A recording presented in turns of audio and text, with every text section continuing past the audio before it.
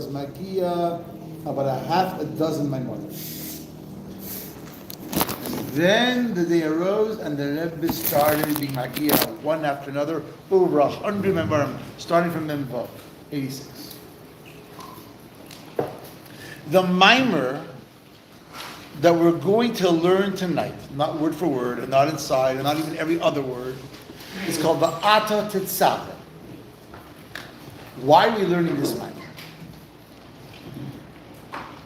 Because in 1950, when the previous Rebbe gave his last mimer, a series of 4 mimerim called Basi Lagani, it was understood by all that this last mimer was the Rebbe's marching orders for the next generation.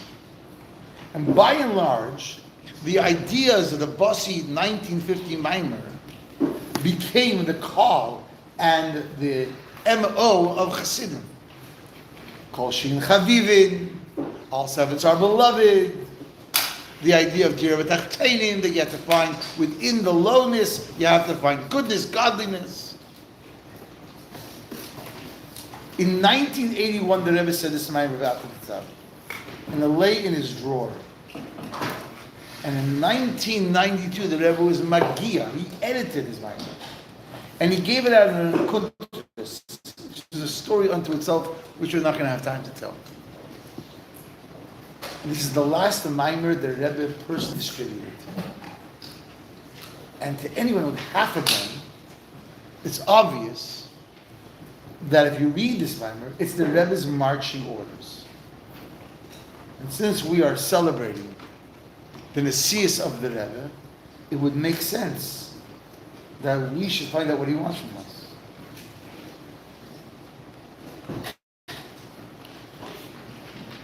I'm going to start off with a story.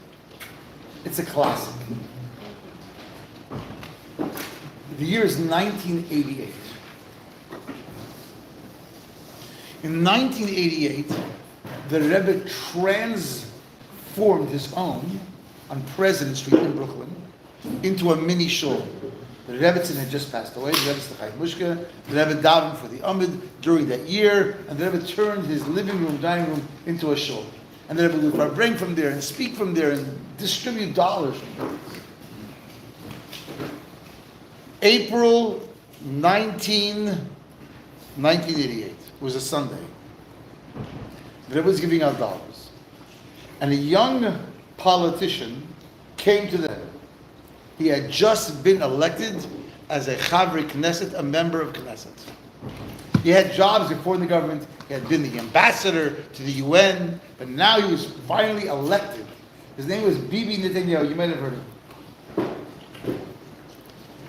And the Rebbe tells her, 1988, the whole interaction is 1 minute, 60 seconds. The Rebbe tells him, Shalom Aleichem, and he tells the Rebbe, I want to thank you for the opportunity to serve. And for the opportunities that you've given Kalal Yisrael, and the guidance you've given Kalal Yisrael. So the Rebbe says to him, I'm just getting started. Now, the Rebbe was always charming, but the Rebbe was not a liar. If the Rebbe said, I'm just getting started, we need to pay a little attention to those words. The Rebbe had been Rebbe for 38 years. Published hundreds, thousands of sichos, dozens of Lakutis sichos, Hadranim, on Gemara, on Zayar, on a wealth of things. The Rebbe had started Nivtzoyim, hundreds of Chabad houses. After 38 years, the Rebbe was going to say, I'm getting started. What was the last 38 years? Chopped liver. Me'idach Yisa on the other side is also difficult to understand. Because 2 months earlier, February 20th, 1988, after Mincha, the Rebbe spoke a sikha.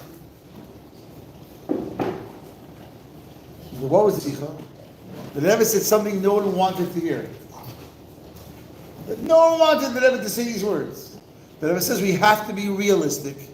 We're getting older, and Father Time is ticking, and we all see what happened. My wife passed away. So how could the Rebbe say, on one hand, I'm getting started after 38 years. On the other, he says, I'm getting started. You know your time is running out. And from 1988 to 1992, when he had his stroke, it was a sachakal, a matter of 4 years. I'm just getting started.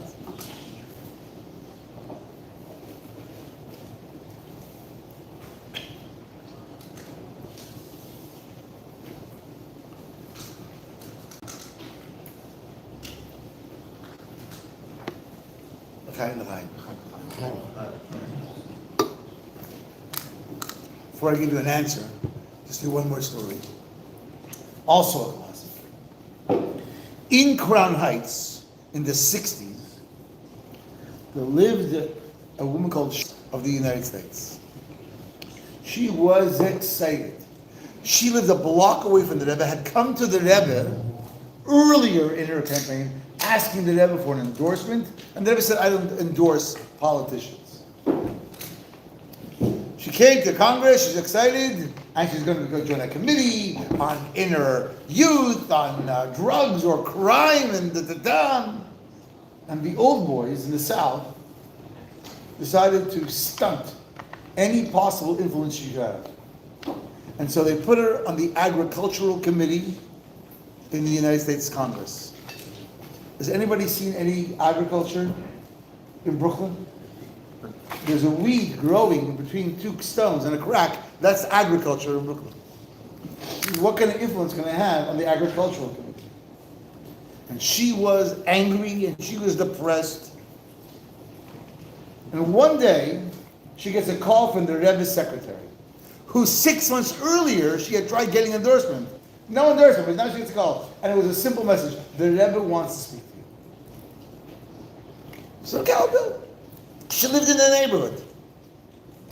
She came to the Rebbe, and the Rebbe said, I know you are unhappy. The Rebbe says, well, you have been given a God-given opportunity. He says, in America, there is extra, surplus. You have tens of thousands of kids in the inner cities that are hungry. Why don't you make a shidduch between the extra surplus and the government should buy the food and feed the kids? An interesting idea.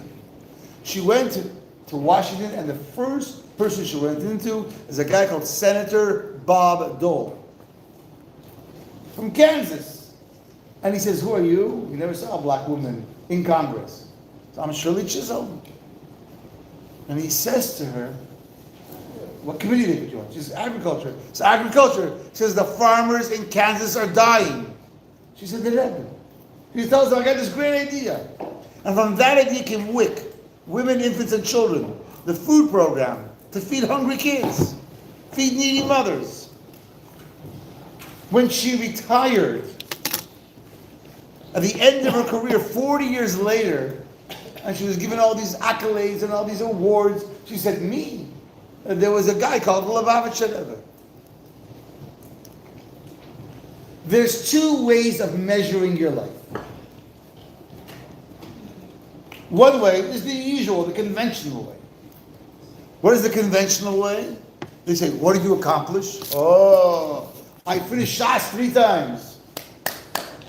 I'm joking, I didn't finish Shas 3 times. But what did you accomplish? I built a school.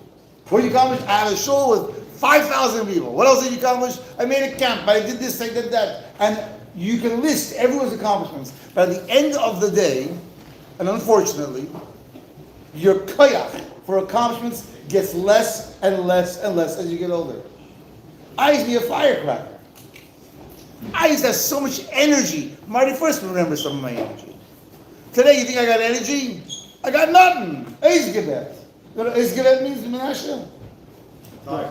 Eizgebet is like all the wetness leaked out. Like Eizgehak the Shiner. You know, bang, bang, bang. I got no energy left. I wish I had the energy of my youth. I'm not beginning. I'm at the end of my career. I've been 40 years doing this. I want at least another 40. But I'm being realistic. But that's if you measure your life by what you accomplished. Imagine you didn't measure your life by what you accomplished. Imagine you measure your life by how much you had other people to accomplish. Crazy idea. Imagine you measured your life by other people to accomplish. How many people did the Rebbe inspire until 1988? 20,000, 50,000. In this past week, there's a very famous argument in Rashi and Rambam, which we're not going to get into. What is the role of the Levi and the Kohen? Was Shevet Levi separated from the Jews, and then the Kohen were Shevet Levi? Or were the Kohen separated, and Shevet Levi was separated to serve and be an adjunct to the Kohen? There's a machlokes based upon the pasuk that we just read on Shabbos. Rashi versus the Rambam. And there's differences in halacha. But the Rebbe asks a simple question. The word Kohen means to serve. What does the word Levi mean? Yelava. Yelava means to accompany, to become one. We have the name from Leah when she had her third child. She said, "Now Yelava Ishi. Now my husband has no choice. He's going to come. He's going to be one with me." The Rebbe says, how can you best serve? How do you become one with Hashem? When you help someone else do their service.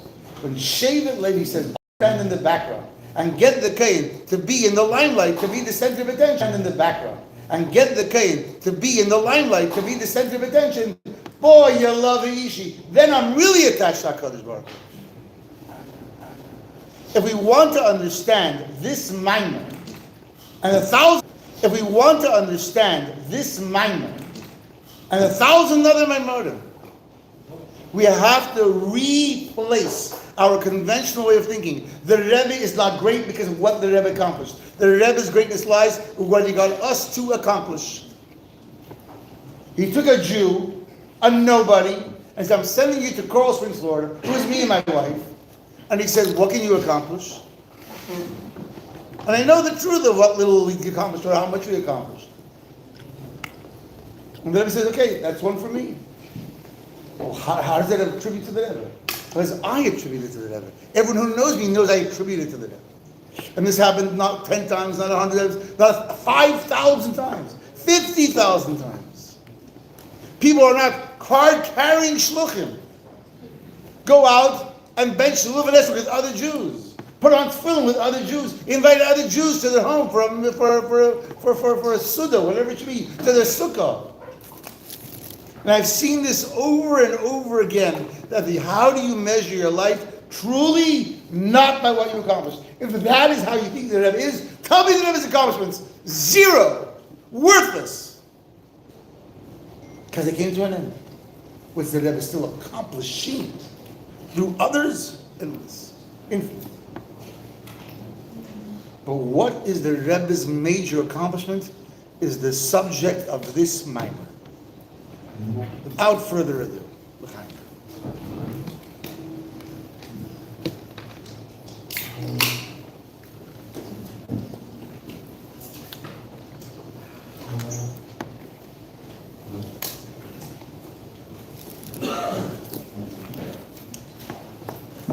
the pasuk says, "Va'ata tetzaveh es b'nei Yisrael." That's 5 words.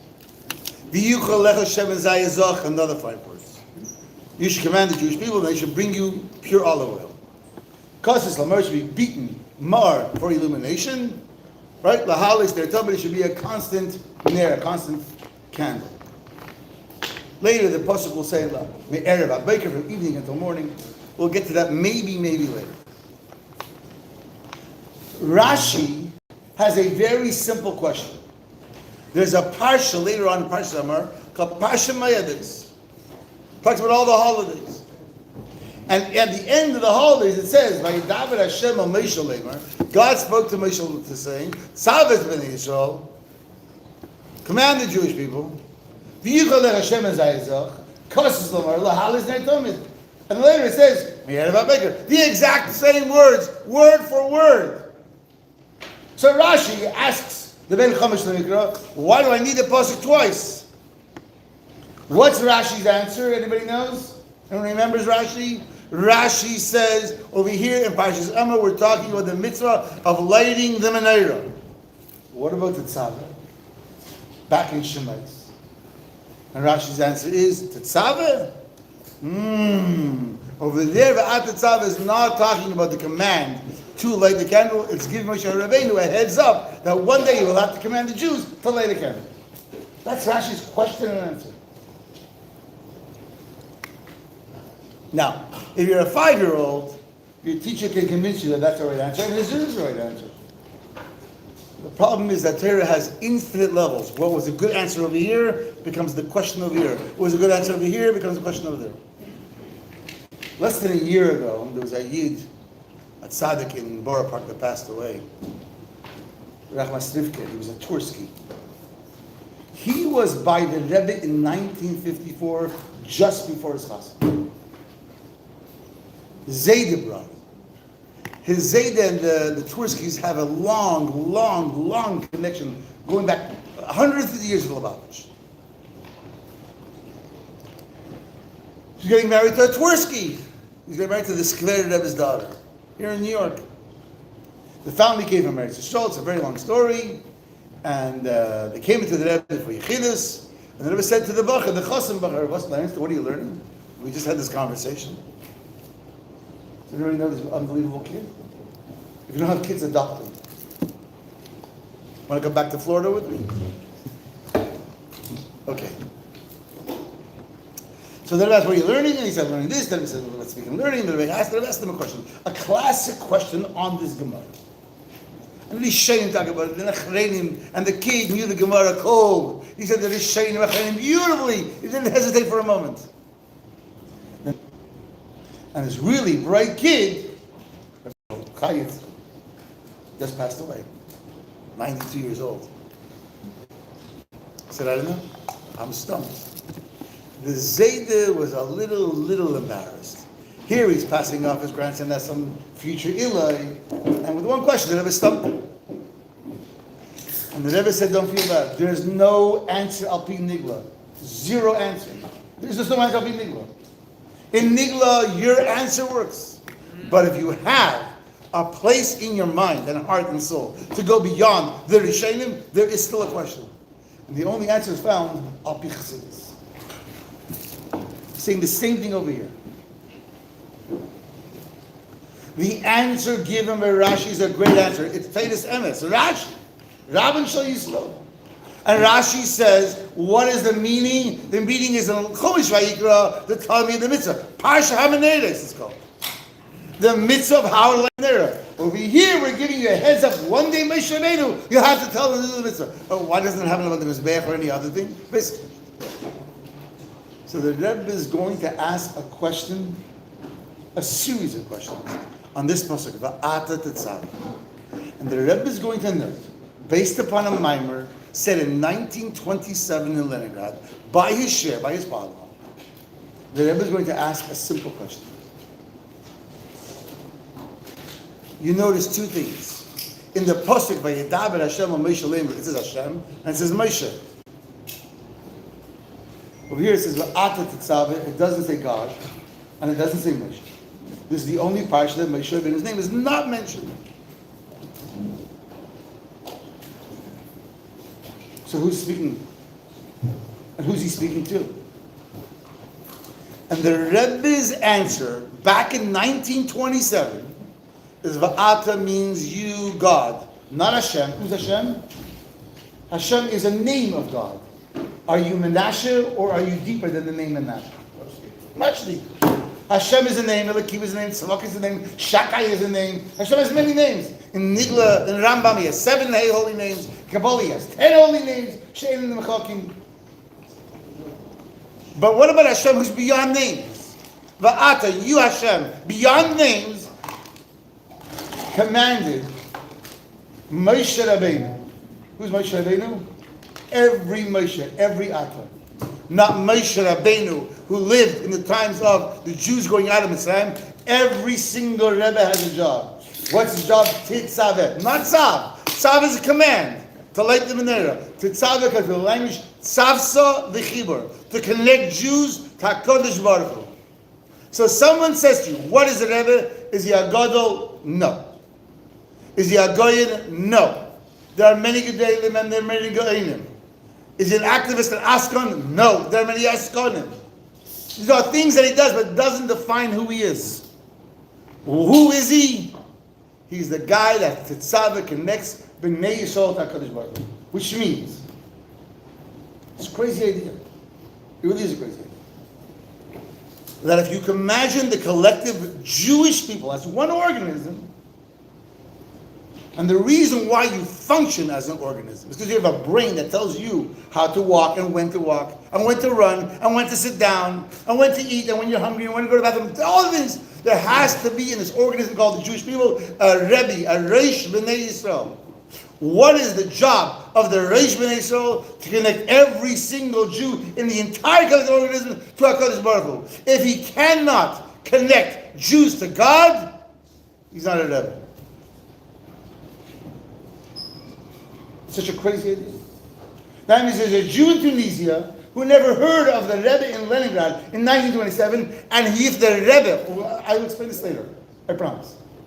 If the Rebbe doesn't connect that Jew to HaKadosh Baruch Hu, whether that Jew is conscious or unconscious of the entire experience, it's still true, or else he's not a Rebbe. Moshe Rabbeinu, what makes him Moshe Rabbeinu? That he connects every single Jew to God. No one gets Torah unless there's a Moshe Rabbeinu. Zero. Now the biggest gadol can walk up the mountain and get Torah. Can be connected to HaKadosh Baruch Hu. Zero.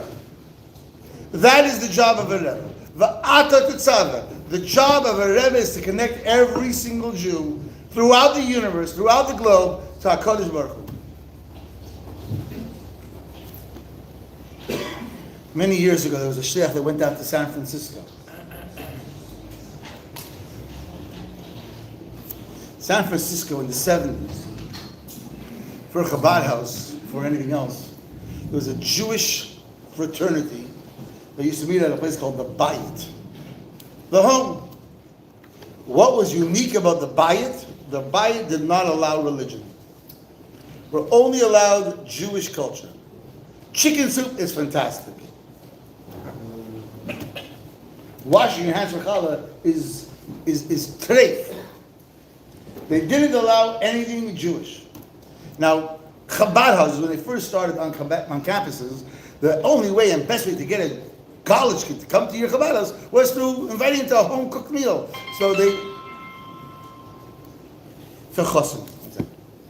Yes, I'm middle for bringing it. I will call you either very early this morning or tomorrow. I love you, bye. A nervous chosim. And a more nervous guy.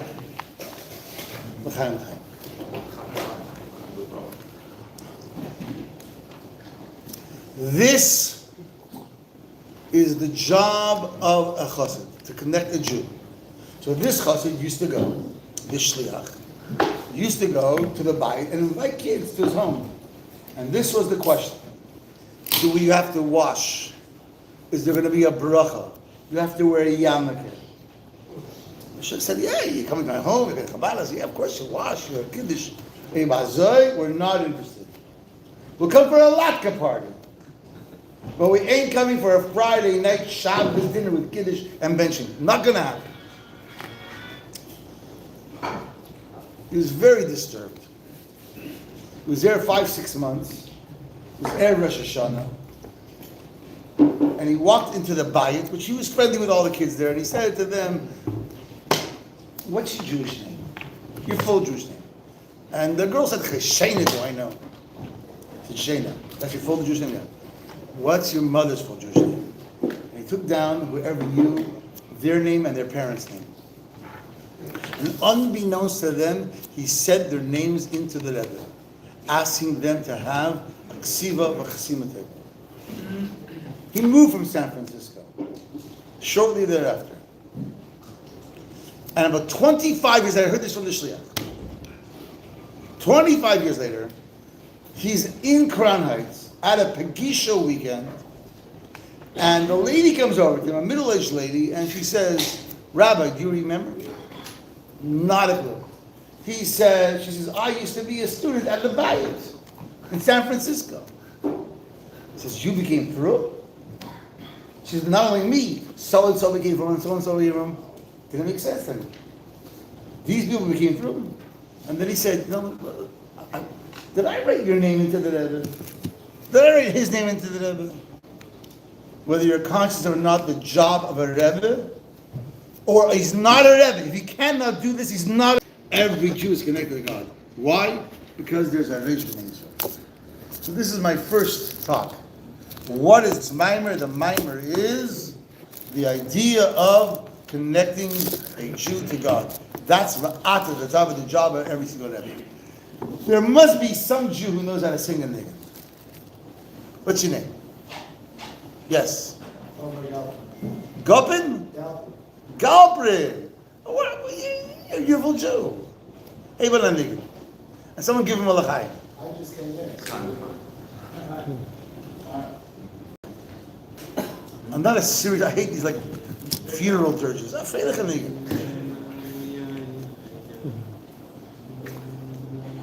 Is this what passes for music in Tammuz River? We shouldn't get judged.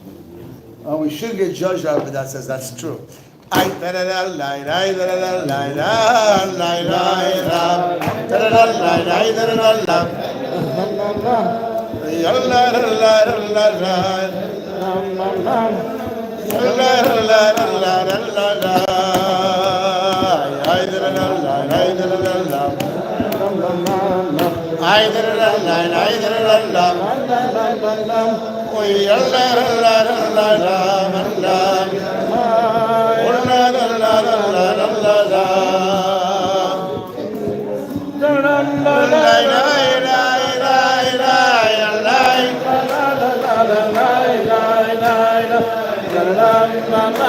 What's your name?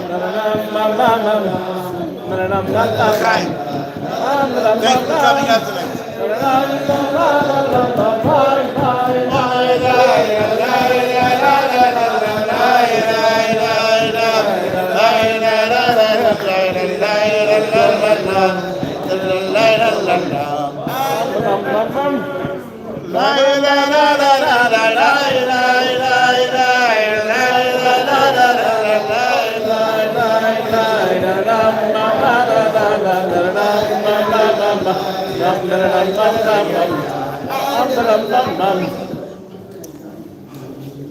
This job of Moshe Rabbeinu, and every Moshe Rabbeinu, every generation, to connect Jews to God, is why he's given the title Raya Mehem. It's a title given in Zohar. The Zohar says, it's not only Moshe, it says every Moshe of every generation. But there's two translations of the word faithful shepherd. The first comes actually from last week's Torah reading. It's Past Shabbos. There was a rebellion. There's a Magepa, a plague. And Moshe Rabbeinu sends Aaron to stop the plague. If you read the Medrash, not just the Rashi, the Medrash is something amazing. Aaron comes out. He sees the Malachos. He grabs him literally by his clothes. I didn't know the Malachos wore clothes. And he says, "Stop, I'm not letting you go." And the Malachos says, "What are you not letting me go? I'm here on a shlichus from HaKadosh Baruch Hu." So he says, "I'm on a shlichus from Moshe Rabbeinu, my boss. He told me to stop you." So the Malachos says to Aaron, understand, your boss works for my boss too. Moshe Rabbeinu also works for God Almighty. So Aaron says, my boss doesn't do anything on his own. He only does things at the express wish of HaKadosh Baruch Hu. So the Malachim says, let me go so I can do my shlichus. Aaron says, you know what? Let's go. Yossi, Aaron returned al Pesach el Mayed. And Rashi says, who's standing at the Pesach? God and Moshe Rabbeinu. Got to read the Medrash. So Moshe Rabbeinu says, good job, Aaron. And God says, Moshe Rabbeinu, why'd you stop my shlichus? He says, because you told me to. He says, I told you to stop my shlichus. He said, you told me I'm the Ryan. I'm a loyal, faithful shepherd. A loyal shepherd means I don't let the sheep get killed. That was you told me. I know you told Malach. What do I care? You told Malach. I am a Redefining. I'm loyal. I'm devoted. I'm faithful. I'm 24/7. That's the first shot of Redefining. But this mimer explores the second explanation of Raya. It explores Va'ata Tetzava.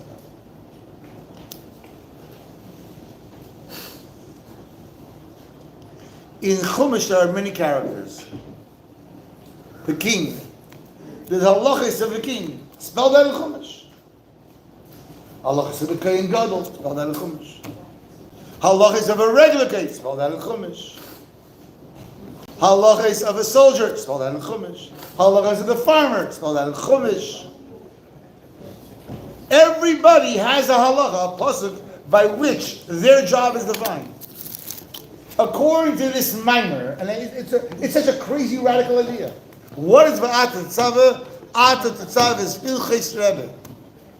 Where in Chumash does it define the job, the role of a Rebbe? This pasuk Va'ata Tetzava. You, Moshe Rabbeinu, not from Hashem, Elikim, or Tzvachos. You, I'm telling you, your job is Tetzava, connect as Bnei Yisrael to me. That's Hilchos Rebbe. That's more than a loyal or faithful shepherd. It must mean something else. So the Zohar explains. Zohar says, what's the difference between Emunah? Rai Mehemna means the faith, not the faithful shepherd, the shepherd of faith. Which means that Moshe Rabbeinu, his job is to feed me faith. What's the difference between a non-Jew's faith and a Jewish faith? A non-Jew's faith is a leap from seichel. If you're a smart guy, an intellectual person, you can say, my seichel hits a glass ceiling at some point. My seichel is machriach, compels me to say that the things that I can't understand, I'll be seichel. Emunah is a leap from seichel to beyond seichel. What about a Jew? A Jew is born with emunah. We are maminim, b'nei maminim. We have emunah that is part of our DNA. The problem when you're born with something is you take it for granted. If you have to arrive at faith, then you take it seriously. You're born with faith. You take it for granted. In the language of this mimer and many other mimer, emunah is a makif. What does that mean, makif? Makif means it's not part of your consciousness. It's not the way you live your life. Haraya, the Gemara says. You can have a ganef, who is now going to be over one of the Aseres HaDivros. He's going to steal. And what does he do before he steals? He davens Hashem. Can I be successful? Is that a crazy idea? Why? Because I can say I have emunah, but I don't live and act according to that. Why? Because it's makatik. It transcends my consciousness, the way I live my life. What is Moshe Rabbeinu's job? It's to feed me faith. So that's ingested, it's digested, and becoming, I ate food. I've gained 40 pounds in 40 years. Probably from the Chaim. Hashem says to Moshe, your job is to feed the Jews emunah so that it's them b'pnimiyos. It is part of their psyche. They think, they live, they breathe emunah. Not they take it for granted. That's how you connect the Jews to God, by giving them an emunah that is not makif.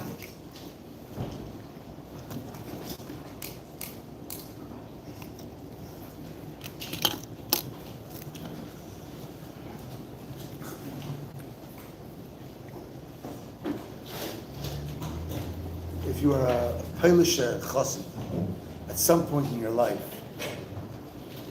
you all know what a kvittel is. Kvittel, you write to the Rebbe, Rebbe, this is what I need.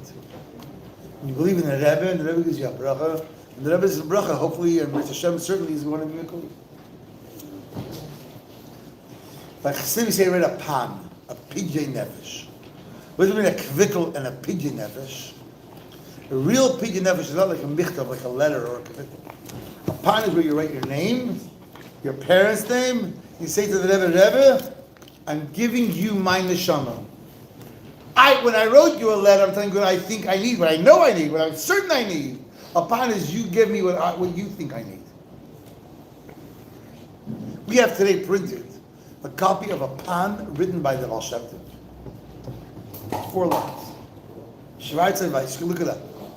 A pan written by the Baal Shem Tov. A Pidyon Nefesh, where the Baal Shem Tov says, I'm giving over my soul to somebody. Who did the Baal Shem Tov give over his soul to? He gave it to the Magilim, which is his student. He said to the Magilim, I am afraid to give over my Nefesh to someone you I trust. And it's interesting, in the pan there's a request. The request is that I should be able to take out Jews from their blotter wherever they may be. Whatever tzaras, whatever ruchnistic tzaras, they find themselves, whatever challenges, spiritual challenges they find themselves, I should be the one that has the power to take them out. A Rebbe is only one thing. My job is to take a Jew out of his maimed or matziv, wherever he finds himself, and connect him to something beyond himself. But not connect him in a way that it's makirdik. In a way that he lives it, he experiences it, and there's a delep with them. He's alive with it.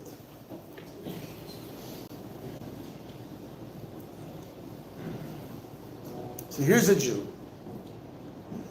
And he says to the Rebbe of his time, to the Reish B'nai Yisrael, what's your job? He says, there's a pasuk, Hilchis Rebbe, v'ata tetzav. Your job, Rebbe, is to help me out. You can't help me out, you're not a Rebbe. Whatever the Rebbe writes, there are 2 jobs of a Rebbe. I want to say, this is one of the chidushim of this Maimer. This Maimer has half a dozen huge chidushim, which I don't learn in every Maimer, but I've learned many Maimer. It's crazy. The Rebbe says there are 2 jobs for every Rebbe. There is the spiritual job. There is the practical job. We're going to talk about 2 Rebbes. And the Maimer, he reads down the famous Medrash, that Mordechai B'Deira is shakel to Moshe B'Deira. Of the 40 Rebbes of the Rambam lists, remember the Rambam lists all the Jews that led the Jewish people from Moshe to Ravina Ravashi. There's Yeshua, there's Yirmiyahu, there's Eliyahu Navi, there's David HaMelech, 40 beautiful Jews. Which Jew does the Medrash compare Moshe to Mordechai? Why is Mordechai chosen from all the other Rebbes to mimic and to be compared more than any other Rebbe to Moshe Rabbeinu?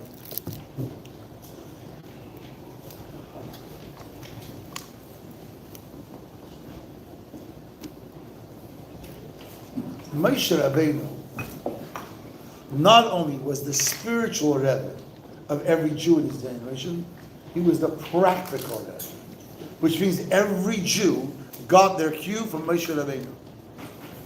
Not just spiritually, he connects their soul, and they're not conscious of it.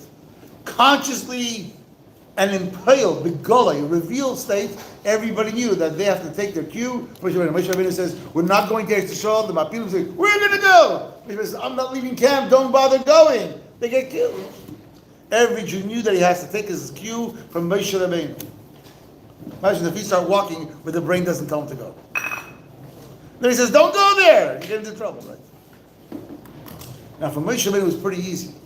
How was it easy for Moshe Rabbeinu? Because the whole camp of the Jewish people was 12 mil sachak. You could walk from one end of the camp to the other end of the camp, even from one diagonal to another diagonal, in a matter of hours. It wasn't such a big deal to be the Rebbe practically of every single Jew. 99% of every other Rebbe, it's not true. The Baal Shem Tov was the Rebbe because every single Jew is a Rebbe, has to connect every Jew spiritually. But the Jew in Tunisia, or Morocco, or every other where they were Jews, never heard of the Baal Shem Tov. They didn't take their cue from the Baal Shem Tov. They had a local Rav, or they went from, but they didn't take their cues of how to live from the Baal Shem Tov. And most of the Rebbes are only a Rebbe in the spiritual sense, they're not Rebbes in the practical sense. One of the exceptions is Mordechai. 127 provinces, 127 countries. Mehaidu at Kush, the entire civilized world. Mordechai says, fast, they all fast. Mordechai says, do this, they all do it. Arm yourselves, we arm ourselves. Gather, kilos berabim, to learn Torah in the squares, they all gathered. Mordechai somehow became not only the Rebbe, spiritually every single Jew, he was the practical leader of every single Jew. But there's a huge chiluk between Mordechai and Moshe. Can you imagine being by a Farbrengen and Moshe Rabbeinu? What do you think? What's your name? Sorry? Yehuda. What do you think Moshe Rabbeinu Farbrengen about? I'm going to tell you. I have actually know. Farbrengen about you're only Jewish because of outside forces. You know why you're Jewish? Because there's Mon. You know why you're Jewish? Because there's Anani Yakoved. You know why you're Jewish? Be'er Shal Miriam. You know you're Jewish because you don't have to work. You're not distracted by making a living. What would happen tomorrow, Moshe would have said, if every single one of those things were taken away? Would you still be Jewish? Moshe Rabbeinu V'Abrein about having them an awareness that the Judaism has to be internalized. And Moshe is so successful in giving them this awareness that at the end of the 40 years, what are they called? Dar Deya. They're called the generation who absorbed the teachings of Moshe Rabbeinu. They became Hasidim. The guys who left Egypt were still Egyptian in their mindset. The guys who entered Eretz Yisrael, they were Moshe Rabbeinu's Hasidim. What did Mordechai bring about? This is Nash. There's a guy called Haman, and he wants to kill us. And we are Avdi Achashverosh. We're the servants of Achashverosh. And God's not going to help us. No, God's not going to help us. He says no. So understand. We had problems for the last 1,000 years, for the first 1,000 years of Jewish history. We know there's a problem. Hashem sent a miracle. Hashem sent little Davu with our slingshot. At least not a slingshot. Can God send a slingshot? No slingshot. Purim, you're on your own.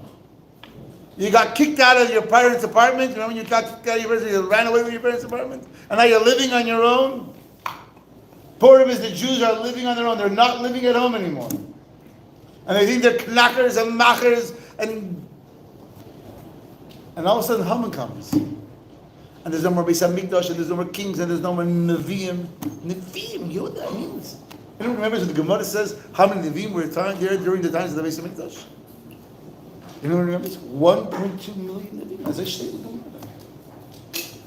that means every other bright kid, his parents said, now you see, they didn't say, become a Gadol. He said, become a Navi. And you went to Navi school. You're going to Navi school. And you got a report card. He has the makings of a Navi. He's a probably their own. He'll never become a Navi. So that's what it was until the Beis HaMikdash was destroyed. And then the Jews go into Galus.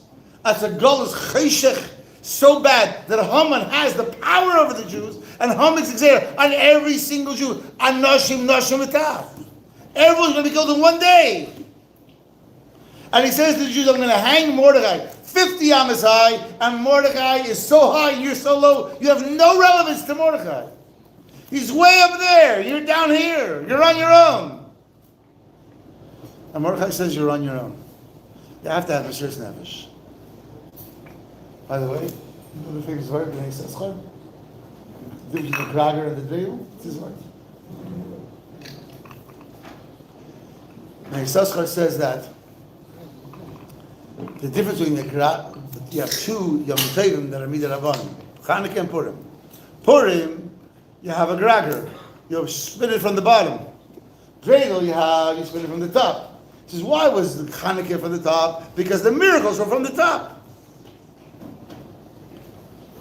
There were miracles, all the miracles. A bunch of Jews who can't hold a rake became all of a sudden kill the biggest army in the world. That's a miracle. They found the Pach Shemen. It's a miracle. It's a pella in the language of the Siddur. The Nedis Allah. Purim. No miracles. You have to hold the Grager and make all the noise from the bottom. You have to delay, because God's not delaying anything. It's a word from you to say.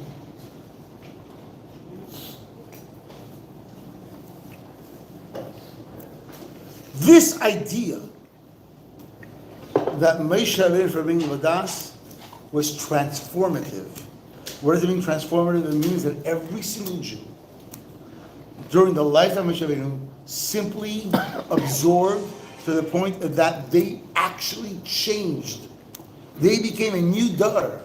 Not the wimpy dar that left Egypt, who ran from the first sign of fight. No, they're not running. Mordechai, he brought Mrs. Nefesh, but he didn't transform the Jews. He temporarily suspended the Jews. You know what that means? It means you can have a Jew. He's in Galus. There's a Haman. There's a Stalin. There's a Tokamada in the Spain. And all of a sudden the Jews says, I'm going to have Mrs. Nefesh Mamash. Why? Because when you have an enemy that's bigger than you, you're not the same person anymore. You find this by Noach. The animals went into the table, there's a flood, about to kill them all, and all the animals all of a sudden are living happily together. They're holding hands and they're singing Kumbaya. What happens after the flood is over? The lion goes hunting again. The wolf goes hunting again. But you were my friend yesterday. Oh, there was a mammal. As long as there's a Haman out there, I'll have Mr. Nevesh. What happens when the Jews from Russia, Mr. Nevesh, came to America, came to Eretz Yisrael? It's Mr. Nevesh. No, Mr. Nevesh. Why? Because Mr. Nevesh, although it is a Megala, it reveals the penis, the etzem of your soul. It doesn't transform you. It suspends you. It takes your personality and says, could you go to the side? Right now we need Mr. Nevesh. So Moshe Rabbeinu was only the Rebbe spiritually of every single Jew. Moshe Rabbeinu was also the practical Rebbe of every single Jew. Jews the world over, and it was only 12 mil, took their direction of Moshe Rabbeinu. Some more, some less. Kerech less. Dosan Abiram less. Mapilim also less. But they knew there's a Moshe Rabbeinu. I'm not listening to Moshe Rabbeinu, but I listen to Moshe Rabbeinu. 99% of the Rebbes never had that. Until we got to Mordechai, and Mordechai says, I'm the Rebbe, listen to me. Have Mr. Nefesh, okay, you're the Rebbe, listen to me. One problem with this whole analogy, which I'll tell you after we sing another name.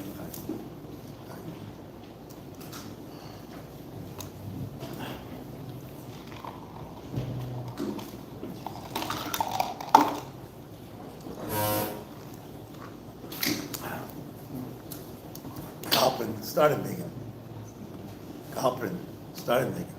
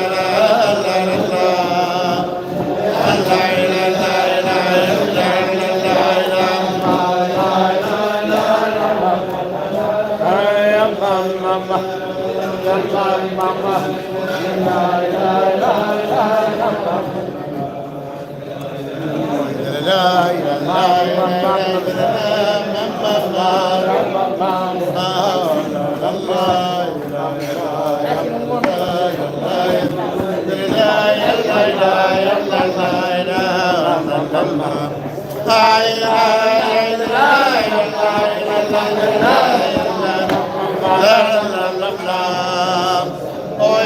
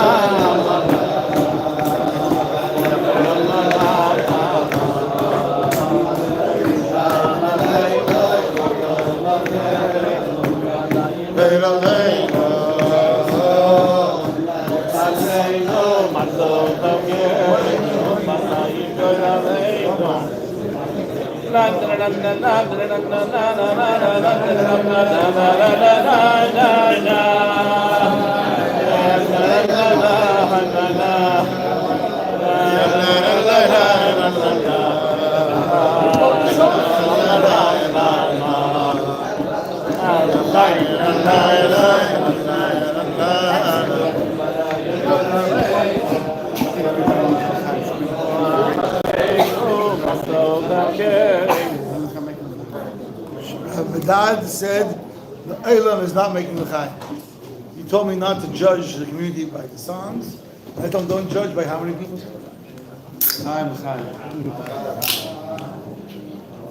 I'll show you something personal before we go on.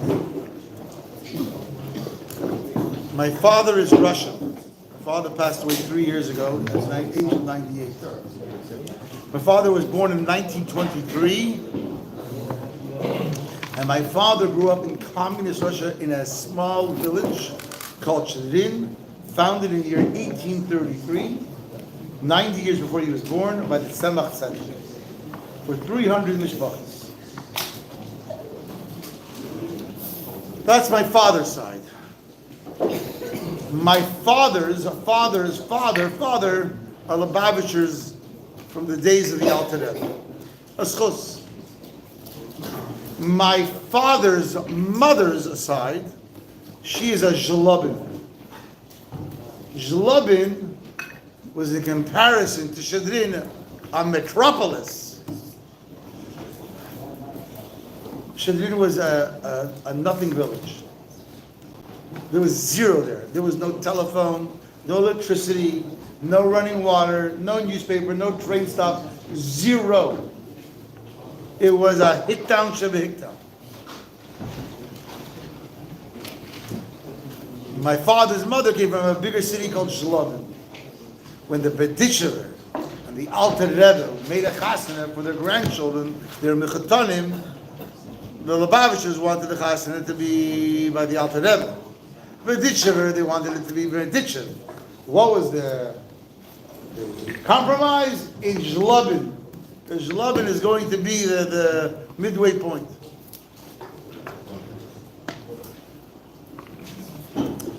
My grandfather, his name was Shai Shadriner, Shai Denburg, called Shai Shadriner, met his future father-in-law, and he made a very good impression. And he said, take your younger brother-in-law and bring him to Lubavitch. His younger brother-in-law was a Jew by the name of Nissen Nemenov. Nissen Nemenov was my grandmother's baby brother. It's a legendary chassid. Later in 1927, the previous Rebbe left Russia. He's still a bacher. The previous Rebbe left Russia, kicked out of Russia, had to leave Russia, whichever way you want to slice it. There were many older Hasidim. But for some reason, the previous Rebbe left the yeshivas, all the underground yeshivas, in the charge of this kid, this Bucher. Listen to him. He's a soldat, he was a soldier.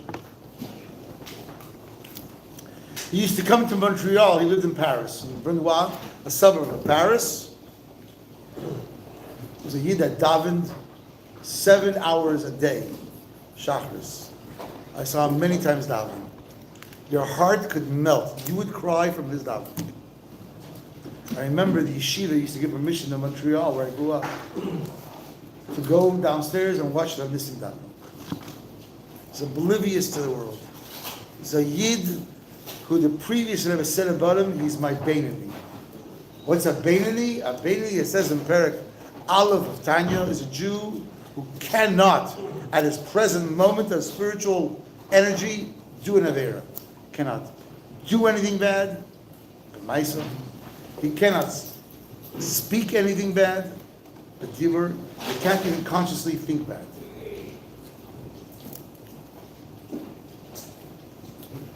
When I was, I used to come to Montreal once a year to raise money. When I was 12 and a half years old, I, like many other Lubavitcher kids, went to a Tanya class. A yid called Rabbi Vov Greenglass, also a special Jew. And Rabbi Greenglass told me that my great uncle, my father's uncle, the previous ever called him a Beinani. And I just learned in Tanya that a Beinani is a guy who doesn't do an Avera. I was 12 and a half, it didn't compute in my stupid head that there's a Jew who doesn't do an Avera. The Rebbe doesn't do an Avera. Tzaddik doesn't do an Avera. I know my uncle, I saw him go to the bathroom. He's like me. So I was what we call in those days a precocious child. Really, they just called it chutzpah. So my brother and I, my younger brother and I, my brother Moshe, shared a little room. Every year we would switch off. One year the listener would come in, and I would leave the bed, and he'd share the bedroom with my brother. And the following year, my brother would leave the room and he shared the bedroom with me. That year I was 12 and a half years old, came out, but I was sharing the bedroom with Rabbi. So I stayed up waiting for him to come into the bedroom. It was a really small bedroom. And it was such a small room that the two twin beds, it was very hard. There was maybe like a foot and a half in between them. It was a tall, gangly kid that couldn't even sit straight. I had to like bend to my knees. And then this one walks in and he sees me sitting up in my bed, waiting to speak to him. So he sits down, he bends his knees too, and I'm as close to him and I'm closer down to Rabbi without. Closer than I'm sitting with Rabbi without. We were sitting like our noses are on each other. So I asked him, is it true that you're a baby? But you don't sit. Not b'maisa, not b'dibur, not b'machshava. It just doesn't make sense to me. And I told him, you can tell me the truth. I'm your mishpacha. You know, I won't tell anybody your secret. And he told me something that has remained with me for the rest of my life. I didn't always do it. In fact, I didn't do it for another 25 years, probably. But at some point, especially after GImmel Tammuz, I took his advice seriously. And he said to me, very simply, he says, can you control what you do for the next 60 seconds? 60 seconds. So I was a chacham. I said, I'm going to control myself. I'll do something else. I'll sit on my hands, and I'll put them under my polkas, and if I don't do anything, you know, sit on them. You're sitting in your hands, you won't do anything. So could you not speak? Only that which you're allowed to speak. I said, okay, I can say Tehillim. So can you think? Only what you're supposed to think for the next 60 seconds. Now, that, I couldn't imagine. Finally, I came up with that. So, the idea, I will actually try to concentrate on the Tehillim I'm going to say. So he said to me, go to the dining room, and bring a tillum now. So I went to the dining room, I got a tillum. I put my left arm under my left hand, under my pocket. I was holding the tillum in my right hand. I was trying to say a kapitel tillum. You know how much Hebrew I could translate when I was 12 and a half years old? Not much. Thank God it's out of Mizmar, not Lam Natseach. Because I didn't know what Lam Natseach was in those days. Mizmar, I knew was some sort of song. After I finished, I don't know if it took 60 seconds or 80 seconds or 40 seconds, no idea. But I really said it well. I said slowly. I was concentrating, trying to figure out what the words were. Made up with some tension. And I finished, and he said to me, "You were a Beinani for 60 seconds." I said, "What should I do now?" He said, "For the next 60 seconds, make a hachlata. You really for the next 60 seconds. You try to make a hachlata. You'll be a Beinani for the rest of your life. You'll never be successful. But everyone can be a Beinani for 60 seconds." Forgot about it.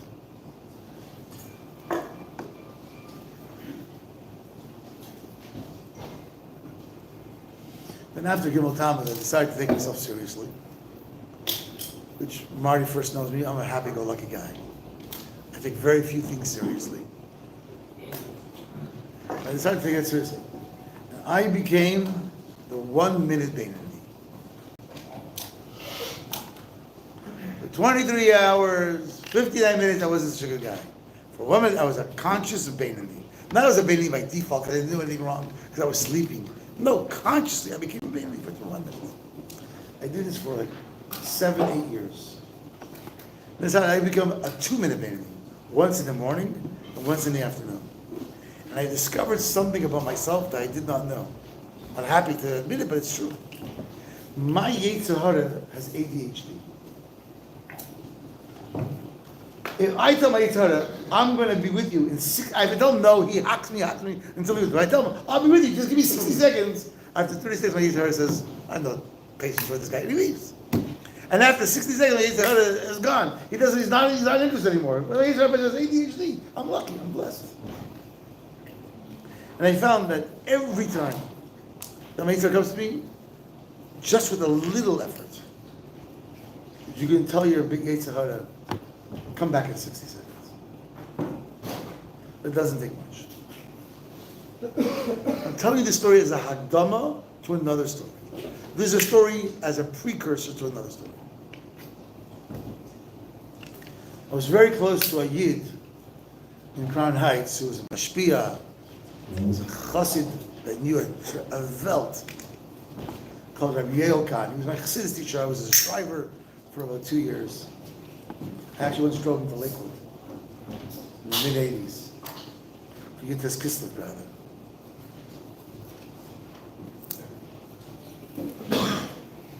So then I brought him down to Florida, to Fabring. He only speaks Yiddish. I brought him down to Fabring for Shluchim, people that are Yiddish speakers.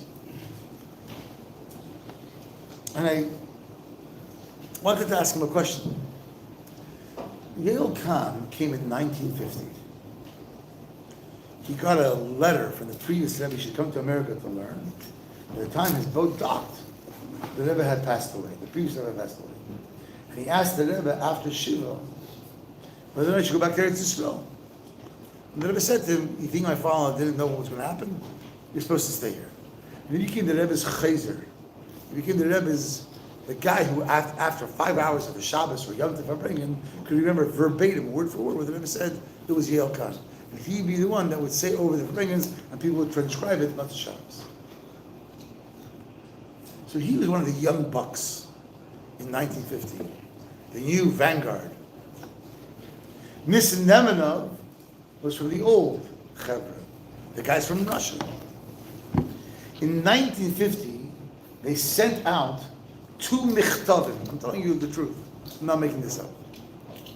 2 competing michtavim. One group wanted the Rebbe, the previous Rebbe's older son-in-law, to become a Rebbe. His name was the Rashag, Rav Shmuel Garari. Special Jew. If we have time, I'll tell you stories about him too. And the other was the younger son-in-law of the Rebbe, who looked the part of a Rebbe, who had the hat, the walk, the gait. He had it down pat. Was it a shot? The Rebbe in those days wore sometimes even white gloves, a gray suit, a fedora with the brim down. He did not look Rebbish. Not for the 1950 crowd. L'Poel, again, not the purpose of this Farbrengen, is that the Rebbe became a Rebbe. 30 years since the Rebbe passed away. But the Rebbe was a Rebbe from 1950 to 1994, Ba'almadein in this physical world. And people wrote Eksav Hiskashus in 1950-51, asking the Rebbe to be their Rebbe. My father, who was already in Canada at the time, also signed Eksav Hiskashus. Why? Because some older guy told him to sign, so he signed it. He didn't know the difference between one Rebbe, one Salah, another Salah. My father is Russian, he didn't know anything. He told him to sign, he signed. There were a couple of older Hasidim who did not sign. Most notably, Nissen Denburg. He did not sign the Eksav Hiskashus. Another Jew is Rabbi Simpson, the great Rabbi Simpson. Concerning Rabbi Simpson, I heard from people, I didn't hear this from him directly. He said he was a bacher in the times of the Rebbe the Shab, the fifth Lubavitcher Rebbe. And he said, the Rebbe Shab was given my daughter, the old Russian Yiddish. It was my father. I used to have a father. I had a father for 61 years. My father. When the Rebbe the Shab passed away, he says, the previous Rebbe became my father. How old is it to have a second father?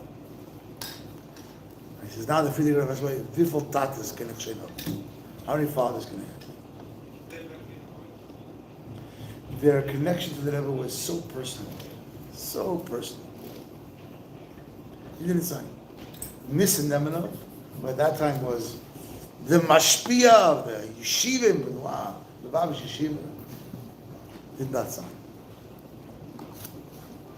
And I heard that the young bucks had therefore made his life miserable. So I say to my teacher, Rabbi Yael Khan, did you make my great uncle's life miserable? I said, me? Your great uncle? I'll tell you a story with your great uncle. This is 1952 or 53. The Rebbe was officially still Rebbe, was already Rebbe. And Rav Nissen wrote into the letter to the Rebbe. What was the letter?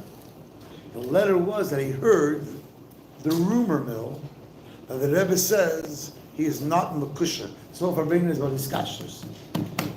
That he's not Mekusha to the Rebbe.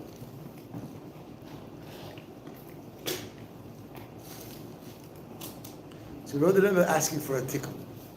I'll tell you more details in a moment. He says, I was in 770 as a bacher, Yael Khan tells me, when the maskir, the secretariat, the personal secretary of the previous Rebbe, who then became the secretary of our Rebbe, walked in one day into the Rebbe at the end of a long day, and he says that the Rebbe was a taskmaster. The Rebbe was a taskmaster. So the Rebbe would give you a list, lang wie de Golos, and expected you to do every single thing on that list. I mean, there's 100 things you had to get through that list or you ain't going home.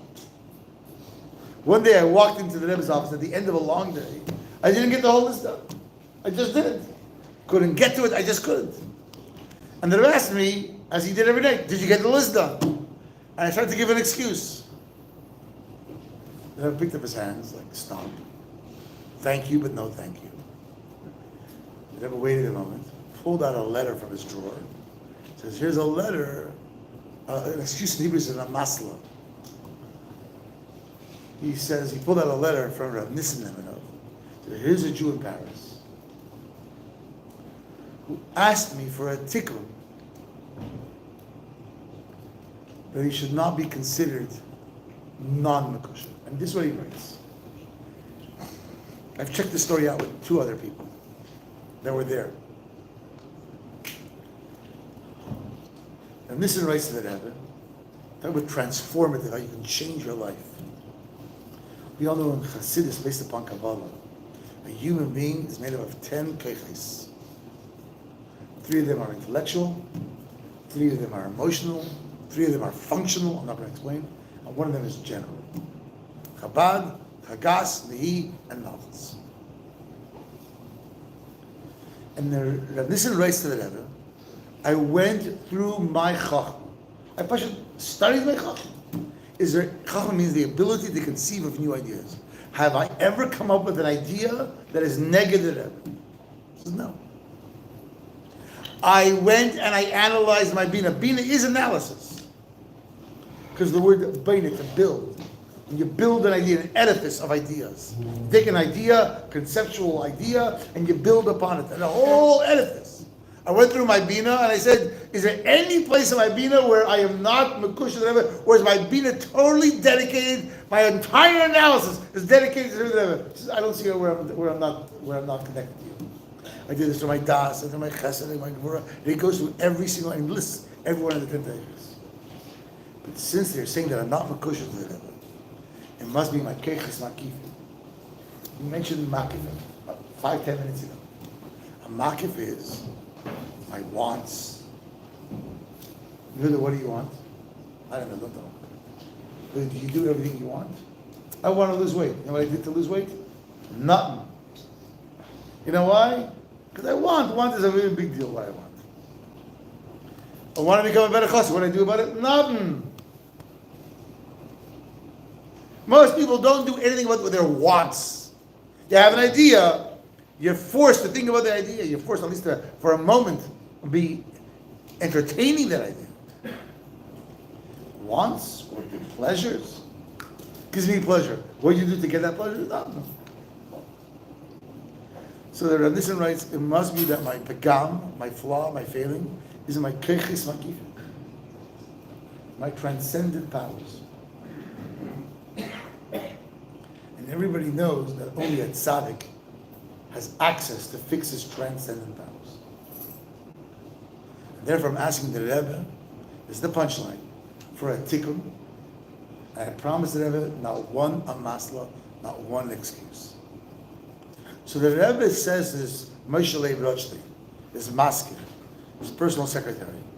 I told you to do something and you give me excuses. I didn't ask him to do anything. And he's saying to me, I promise you no excuses. Chassidus is supposed to be transformative. Comes along Mordechai Yehudi. Mordechai Yehudi says, last year you guys had Mesiras Nefesh. Unbelievable! How do they have Mesiras Nefesh? There's a pasuk. The Kibla Yehudim. And the Gemara explains Mekabel, Mekayim, Kiblu, V'kimu, that they were Mekayim, that which they were Mekabel before. I'm not going to go through the whole Gemaras. Rabbi Dad can teach you the Gemara better than me, I'm sure. The Jews validated, confirmed that which they began back 1,000 years ago at Har Sinai, when Har Kigigis was the mountain was over the head, and they were shown such Giluyim. Now there's no Giluyim, there's no miracles, there's no Man, there's no Meir Shel Miriam, there's nothing. There's Haman staring down at them. There's death staring down at them. And what does Haman say? You're not getting help from God, not even a slingshot. You know what that pasuk is in Chumash, in the middle? Perek Tes. Anyone remember the structure of the Megillah? Party in Perek 1. Perek Beis, there's a big search for a new queen. The exile is first introduced in Perek GImmel. By the time you get to Perek Tes, Haman's dead. The 10 sons of Haman are hung. All the anti-Semites are killed. The Jews are singing. There was glory. There's and it says over there they have Mesiras Nefesh. But where's the Mesiras Nefesh needed? There was no more exile. Haman's dead. And the Rebbe says in this mimer, it's an amazing idea. I've never seen this idea. That Mordechai gathered the Jews a second time A year after the exile, he said, remember a year ago you had Mesiras Nefesh? You were able to have Mesiras Nefesh again. He said, what's the pressure? He said, what's the problem? Where's the angst? And Mordechai said, we're still Avadei Achashverosh. Avdei Achashverosh, still the servants of Achashverosh. You're in Golus. You know what Golus means? What's Golus? Here. Tammuz River is Golus. In 1980s, I was there at the Farbrengen, 81 or 82. They were screaming about Mashiach. It's a true story. I heard it with my own eyes, my own ears. They were saying at Farbrengen that a Jew wrote to the Rebbe from Muncie. And he's saying to the Rebbe, why is the Rebbe riling up and bothering these people that we should not be happy, that we have to get our goals, we need Mashiach. What's so terrible about goals? He said, I just bought a Cadillac. I said this story at Farbrengen. A guy was bought off with a Cadillac. Maybe the Cadillac was a great Zach. Not like today, a Cadillac was nothing. A Cadillac! The Rebbe says, what's the most abnormal thing ever in the world? The most crazy thing in the world. You know what it is, Marty? You have a family. You have a father. And your father says you're not invited into his home any longer. Can you imagine your father telling you you're not welcome? That's crazy. That makes absolutely no sense. Hashem says, I'm turning the lights off in my home. Churban bayis, I'm destroying the home. I'm getting rid of the koyanim, getting rid of the neviim, getting rid of the shira, getting rid of the flutes, the whatever the symbols are, getting rid of the whole show. I used to make a party, invite all my kids in, and now I am turning the party out, and you're not invited to the home. I'm locking the key. I'm destroying the home. Okay, maybe my father will get over. He's angry today, but tomorrow he'll invite me back. And a day goes by, and a year goes by, and 2,000 years go by, and you where do you live? With God? No, you live in Tammuz River. Tammuz River is gorgeous. And maybe you have a Cadillac. A Halavai you have, a BMW and a Cadillac. And a Maserati, I don't know what they drive over here. And we should all be blessed with Ashirus. Every one of you should be able to fund the shul by yourself. But it's Golas. You know why it's Golas? Because we're living a stupid existence. My father says, I don't want to see your face. Remember I used to come to Eile Regel, we had such a good time, we made a current Pesach, we had a family barbecue, and God says, I'm not inviting you. Leave me alone. If I was a kid, and my father told me ever, I don't want to speak to you, I would cry, I would cry. That's Golas. Golas is against the teva of a Jew. Golas is anti-Jewish. And Mordechai says, you know what the kosis is? Remember the pasuk said, "V'yichol lecha Shem ezayzach kosis lamar." You know what the kosis is? Not the usual, regular, conventional kosis that there's a Stalin. Not the usual conventional goes. There's Spanish Inquisition. Not the usual convention goes. There's Hamas. A new Golos. What's the Golos? The Golos is that we are not allowed to join our Father, rejoin our Father. God, am I in pain? The Rebbe writes in this mimer, imagine you're the exception. Imagine you're Mendel Haradakar. It's also called Mendel Vitebsky. Mendel Haradakar moves there. It's also a story unto itself.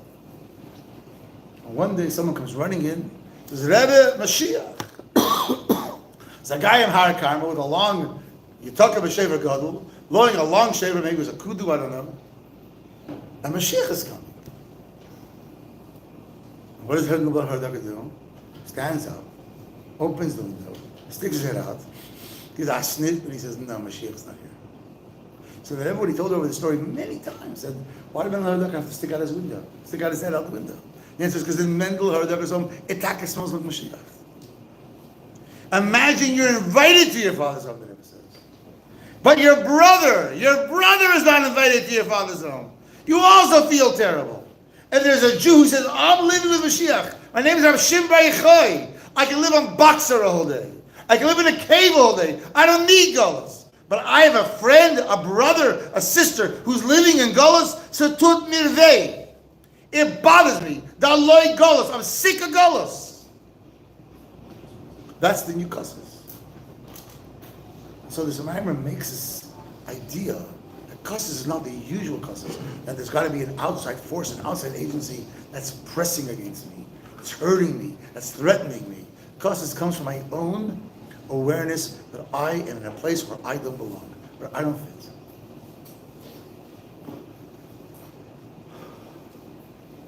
I'm going to say the most radical thing of the whole night. There'll be more radical things, but this is the most radical thing. If I say this in a way that you don't understand, I apologize.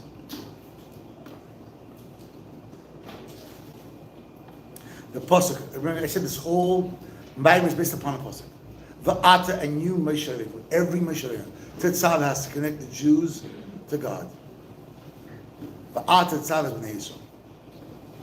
V'yichu elecha shemen zayizach, which we haven't gotten to yet. I'll explain that later. Kosis lamar. When can the Jew bring about this new level of kosis? That ma'ar, he touches not laha'ir, but ma'ar, which means the source of illumination. When can a Jew do that? When the kosis doesn't come because of problems. Did Moshe Rabbeinu have to ask his Dardeya for Mesiras Nefesh? There was no Mesiras Nefesh needed in the Midbar. In the Midbar, life was good, it was glorious. Mordechai had to ask for Mesiras Nefesh. But there's two Mordechais. There's the Mordechai b'shas the Gzeira, and Mordechai year after the Gzeira. Mordechai during the Gzeira said, guys, we need Mesiras Nefesh. And Mordechai year after the Gzeira says, guys, we should have Mesiras Nefesh. Why? Mesiras Nefesh for God. For the glory of Hashem to be fully revealed.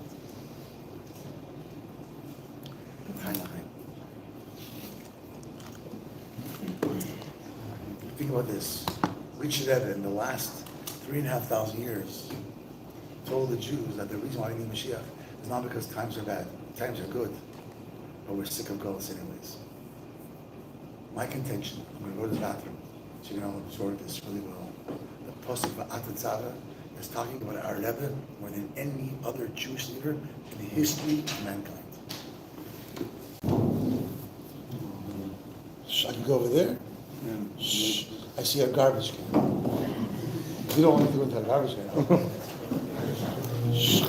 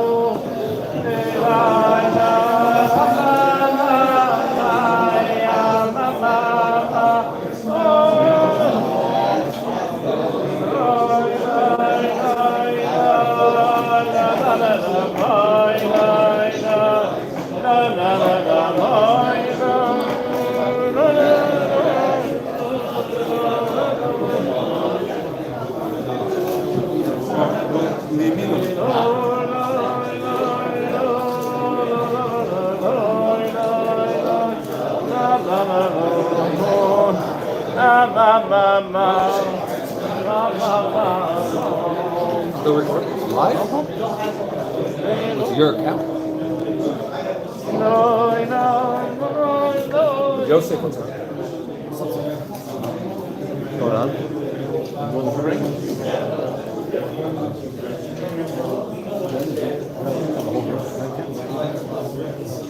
What, sitting down? Back out? Who's live is this? L'chaim, l'chaim. Okay, everyone got a food break? Let's go.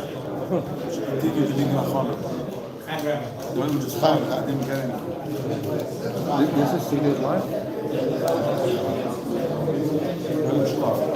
I can see for so long. How are you? Good. No.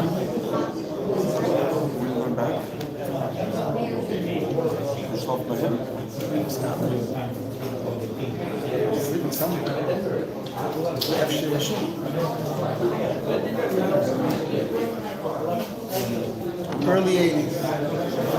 For Bacher. With a secret for Rengen.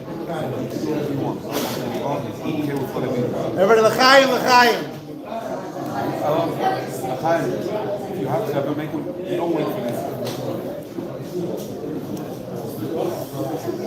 Was it recorded? I want to share what I believe are two other points. This mimer goes on. Just I don't know why I just remind myself a story. The Alter Rebbe had a chassid. There was a seicher, a businessman. He used to go to Leipzig. Leipzig was a big yerid. Twice a year, merchants from all over Europe came to Leipzig. This is a seicher, a businessman, a handler. He used to go to Leipzig. And in the early years, when he would come to the Alter Rebbe for a bracha, the Alter Rebbe would give him a bracha. He would find that he was successful. So he'd bring the Alter Rebbe a gift, a matana. And 1 year he came and he brought the Rebbe Alter Rebbe matana. The Alter Rebbe shushu the matana. And the second year and the third year, so he stopped bringing matanas. Forget it.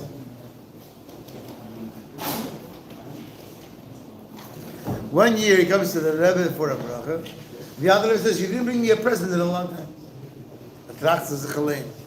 Bring you a present? In the last couple of presents, you made look I don't need it. So the Alter Rebbe says, "Bring me a present." Then the Alter Rebbe says, "You ever go to the theater in Leipzig? What's a chassid going to do in a theater? In a theater house? The verstanden that he has to go to the theater in Leipzig." So he went to Leipzig. He did a whole day his business. At the end of the day, he grabbed some food and he went to the theater. He promptly fell asleep in the theater. He wasn't interested. He had no cheshek. He fell asleep. A couple of hours later, the play is over. The place is dark. Everyone has left. And the janitor is waking him up. "Hey, you, get up." So the janitor looks at him. The janitor says, "You're not from around here. You don't dress like the Jews in Leipzig. Where are you from?" He says, "Belarus, White Russia." So the janitor says to him, "You ever heard of Lyozhna?" He says, "Of course I know Lyozhna." So he says, "You ever heard of Zalman from Lyozhna?" which is the name the Chassidim by the Maggid used to call the Alter Rebbe when he first came. He says, yeah, I know him well. He says, send regards from Carl. Carl, K-A-R-L, not C-A-R-L. Okay, so the Chassid comes back, and he sees the other, and he says, I have regards from Carl. The other says, that's a matana. That's a gift. The other says, next thing you're going to Leipzig, let me know. So he comes to the Alter Rebbe 6 months later, he's going to Leipzig, and the Alter Rebbe tells him, I want to give you a manuscript. It was the Tanya, not yet published. In the beginning of Tanya, you see there's 2 askamas, 2 approbations. But the Rebbe says, I need Carl to look at this manuscript. But tell me you have it for a day or 2, but I need it back.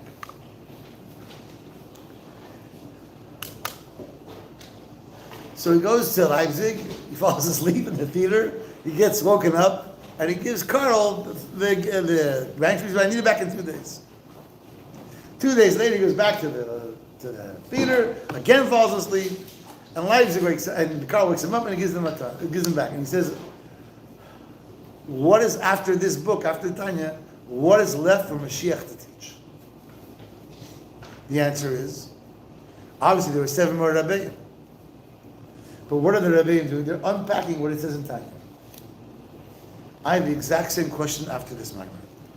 Only thing left for Mashiach to teach, it's going to be Kimitzia and Teire Chadash. So to unpack what it says in this Maimon. 2 things that I want to say about this Maimon. One is the words V'yicholech Hashem and Zayzoch. And one is the words Tetzav es B'nei Yisrael. We'll do one at a time. If you ask every single boy, every single woman that learned this mimer, they will tell you the theme of the mimer is what is the definition of a Rebbe? For Ata Tetzav, you have to connect Jews to God. Problem is, it's only 5 words in the pasuk. There's 15 words in the pasuk. 5 of the other words are V'yicholech Hashem Ezayizach. Now, in the beginning of the mimer, V'yicholech Hashem Ezayizach means that although the head directs the foot, how far can the head get without the feet? Not very far. The head needs the feet to go from point A to point B. How far can Moshe Rabbeinu get without the feet? He's a sheish, meis, I'm standing amongst 600,000 foot soldiers. But the Jews, they bring Moshe Rabbeinu to a place where Moshe Rabbeinu on his own could not have achieved. And he gets a schar. What's a schar called? A prusa. What's a prusa? Right? You have to serve Hashem. Lo yalmanas. Not for the sake of reward. Or did you get a reward? A prusa. What's a prusa also mean? Crumbs. Pras is a crumb. A prusa is a crumb. A nobody. A tip. Moshe Rabbeinu is working for tips. For crumbs. Chas v'shalom.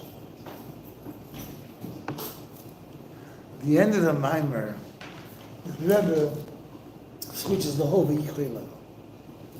V'yichoi Lecha is not what the Jews give Moshe Rabbeinu reward.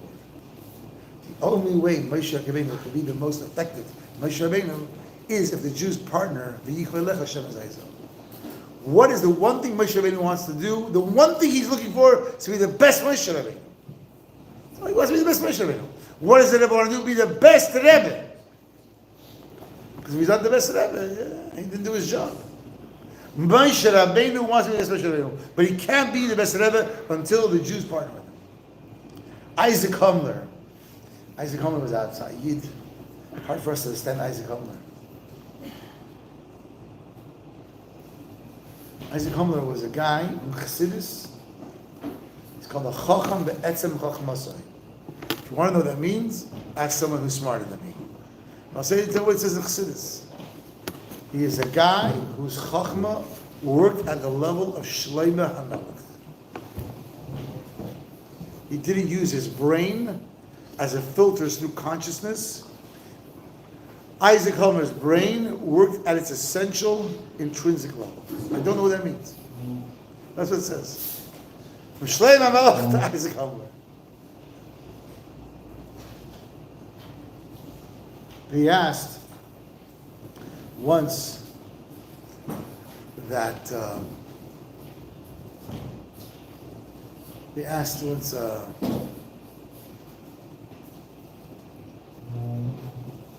who was it? The Alter Rebbe's court jester, Shmuel Munkis. He said everyone has to give up something to be a chassid. It's going to cost you something. He said, what did it cost you? He said, had I not become a chassid, I'd be the biggest con artist in Russia. What about that yid? He could have been another Shach and Taz. That Jew could have been another Shach and Taz said about him. And Isaac Humler, he said, me and the cat are the same distance from Isaac Humler. Not where the cat is to me, onto Isaac Humler. Me and the cat are the same distance from the brain's intelligence, the workings of our Isaac Humler's brain. He was a genius. He writes, he has a Palachim, he has a Sefer called Palachim. He writes that, what is the definition of a Rebbe Kabbalistically? A neshama clause. His neshama encompasses all the neshamas of his generation. If he's a huge Rebbe of many generations, there's one neshama that encompasses every single neshama. Which one? Adam Arishan. Adam Arishan encompasses every single neshama. So Adam Arishan should be the first Rebbe. Isaac Humler says Adam Arishan was never a Rebbe. Why was he never a Rebbe? He's got by everything he has in the Neshama clause, and the answer is because if Isaac Humler had been a Rebbe, he never would have sinned. But in order to be a Rebbe, you have to have Chassidim. Adam Rishon had no Chassidim. Imagine you're a teacher. Are you a teacher? You know why you have no teacher? You're not a teacher because you don't have students. Are you a father? You know why you're a father because you have kids. Are you a husband? Because you have a wife. No, I have no wife, but I'm a husband. I have no kids, but I'm a father. I have no student, but I'm a teacher. Adam, can't happen. Adam Rishon can't be a Rebbe until you have Chassidim. Adam Rishon had no Chassidim. Had he had Chassidim, it would have been completely different. The Tzemach Tzedek once said to his son, the Rebbe Rashi, Shavuos time, that he said, why are all the Chassidim coming into Lubavitch? They're distracting me from learning. The Tzemach Tzedek had shafas, beautiful shafas. Some of them had his own mechtavim in them, and they were covered by a curtain. And Rebbe Rash pulled away the curtain, and you can see all of the mechtavim written by the Tzemach Tzedek. And he said, tell me the truth. Could you have written any of these Chiddushei Torah without your Chassidim? No. Chassidim make a Rebbe the most effective Rebbe. What's B'yichwa Lech Hashem and Zayizach? And what do we bring to Moshe Rabbeinu? We buy into the Rebbe's vision. What was the Rebbe's vision? I'm sick of Gullus. What does the Rebbe want us to do? To be sick of Gullus. To be sick of Gullus.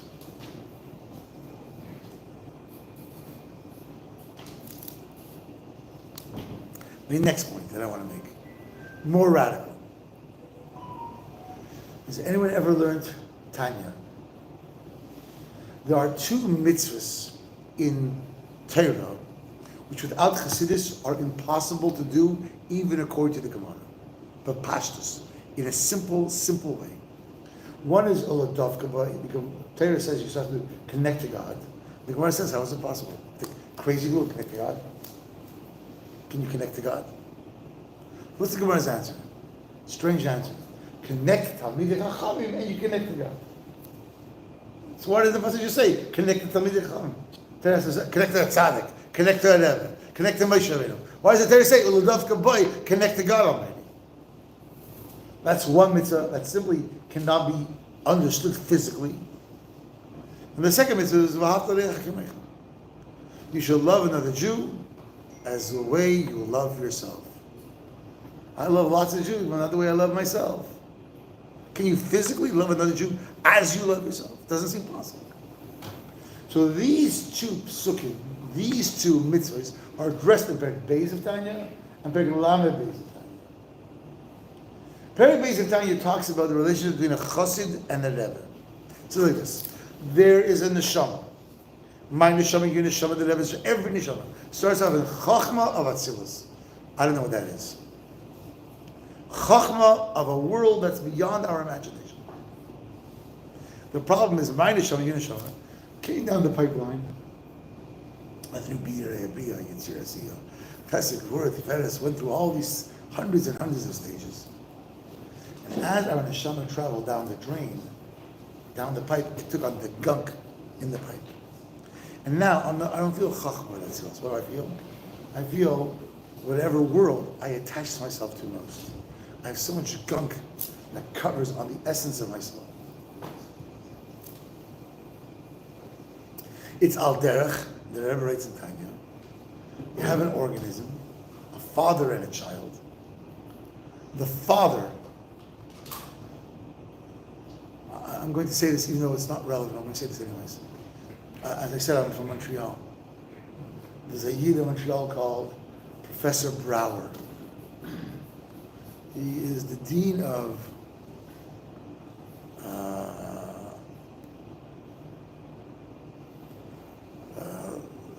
psychosome. I don't remember what it is. He's the dean of how the brain and the body interact. And there's two very fancy words. I don't remember they are. He used to live in Boston, this Professor Brower, coming from, and somehow he got to the attention of the Boston Rebbe. He started to learn Tanya with the Boston Rebbe. It says in Perek Beis of Tanya, how is a child conceived? In the back of the brain, traveling down the spine, there's a charge. There's an electrical charge. This is a charge. And finally, it reaches all the way, what's called the part between your legs. And that turns into zera, and you're conceived. So this guy who studies brain and mind and body says, that's like, 16th century science. It's so outdated. And he said, if this is what the Alter Rebbe says in Tanya, this whole book is not for me. And he stopped studying with the Boston Rebbe. He was invited to Cambridge that year to give a lecture on a symposium about the relationship between mind and body. And in that symposium, he goes to a class by a cutting edge researcher, and the guy says they now realize that where the zera starts in the back of the brain. It travels through your spine. He says, okay, I'm coming back. What's the relationship between a parent and a child, a father and a son? The son understands with this seichel that this is his father. It's not like a baby and his mother, where the baby, before they're 1 day old, is already latching onto mom.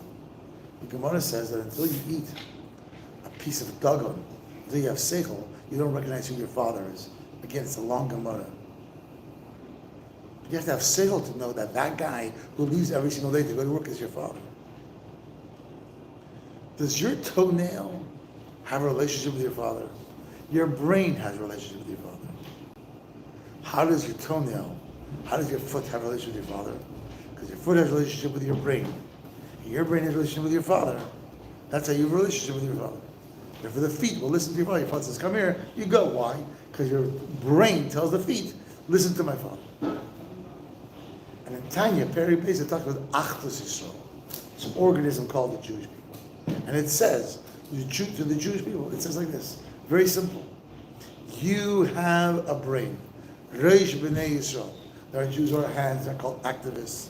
There are Jews who are eyes, they're the Talmidei Chachamim, and they're the judges. And you have Jews who smell, and Jews who are armed, and you have many, many kinds of Jews.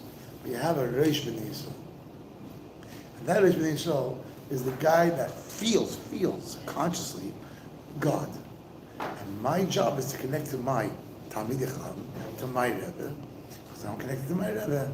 That's how, the only way I can be Uludav Kabbai, be connected to God. That's what this is the Perek Beis of Tanya. Perek Lam Beis of Tanya says, how is it possible? And it says, you can't. I can't love you the way I love you. Why? Because I only have one bottle, and I'm not sharing it. But if you want, I do not share it. So what is Tanya's answer? Make nafshay ikr. Make your nefesh primary, and make your guf tafel. Make your body secondary. Which means, according to Tanya, simple Tanya, that in order to love every single Jew, you have to look at the nefesh. Because mitzad inyani haguf, there's one slice of pizza, there's one job, and I'm fighting for the same job you are. But mitzad my nefesh, I don't know who's who, I don't know what organism you are, I don't know where you come from, I don't know who's higher, who's lower. Comes along the Rebbe in this Maimer, and he says, this whole Maimer has been saying one theme, the Ata, what is the job of a Rebbe? To tzaveh, to connect Jews to God. The Rebbe asks a simple question. It's towards the end of the Maimer. It doesn't say God in the puzzle. The Ata to tzaveh is b'nei Yisrael. Yichelech Hashem in Zayzal. Kosses Lomar, La'alis Netam. But say God. The Rebbe therefore says towards the end of my room, the Ata Tetzav as B'nishal means that the job of a Rebbe is to connect Jews to each other. And just like we found a different level of Kassis, in the manner which you haven't explained, a different level of Etzem, a different level of Rebbe, I want to find a different level of Avos Yisrael. The difference in Perek Beis of Tanya and Perek Lam and Beis of Tanya is what is the role of a Rebbe? Is the Rebbe the Mayach, Rabban Shai Yisrael, Reish B'nai Yisrael? Or as it says in Rashi, he's Lev, the heart of the Jewish people. Rashi said that. Which one is it? The answer is, what's the difference between your mind and your heart? Your mind gives every single part of your organisms different functions, different instructions. It says to the ears, pick up your eardrums, clean out your eardrums so you can hear. It says your feet to walk, your hands to do. To the brain, every single organism is unique. What about to the heart? The heart gives blood. And it gives blood to the left nostril and the right nostril and the left hand and the right hand, exactly the same. And to the feet to the same, and to the liver the same. The heart, there's no difference. The obviously Yisrael is connected to Perek Lam Beis of Tanya because we're talking about the Rebbe as the Lev B'nai Yisrael. And Perek Beis is just talking about connecting to God. We're talking about the Rebbe as Reish B'nai Yisrael. But in Perek Lam Beis of Tanya, where it says that you have to be what? See every single Jew as equal to you. It's only mitzad what? Mitzad the Lev aspect. Mitzad what? Mitzad the aspect that every single organism, every single Jew is part of this collective Klal Yisrael. You have to excuse me, I'm not sure about that. My stomach is really upset. I have not carry on for a second. Don't leave, I'm coming back in 60 seconds.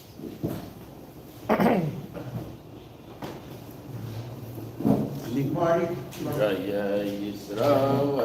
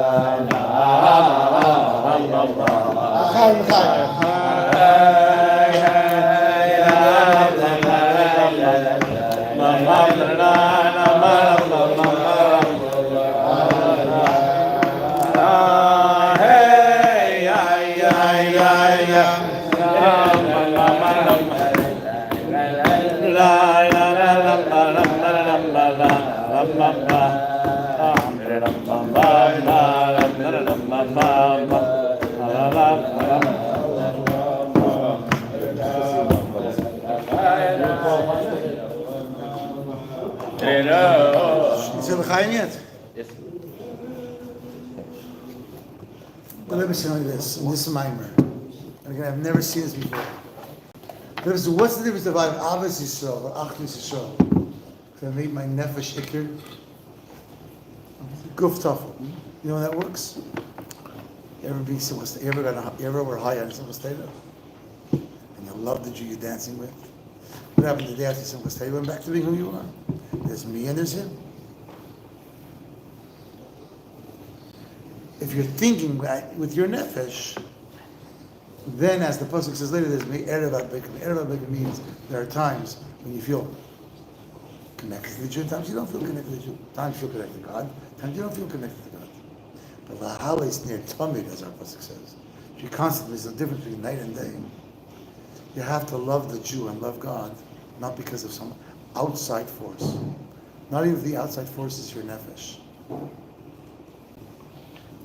You have to love a Jew mitzat his guf. You know what that means practically? What's your name, by the way?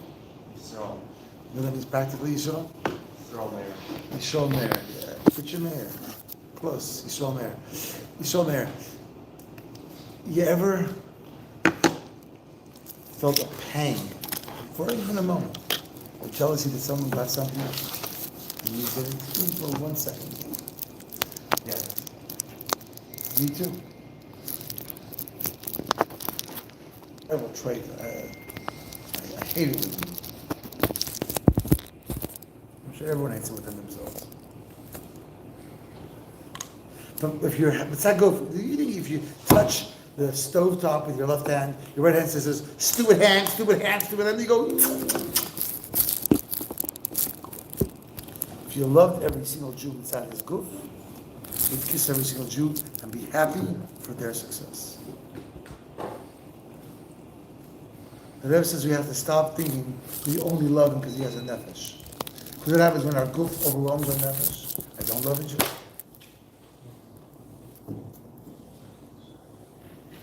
Share with you a story. Don't remember the year. For many, many years I went to get lekach by Shana Rebbe. I used to go to get lekach, not ever Rosh Hashanah. I used to go Hoshana Rebbe. No Mishigas, whatever. And I saw many amazing, amazing things.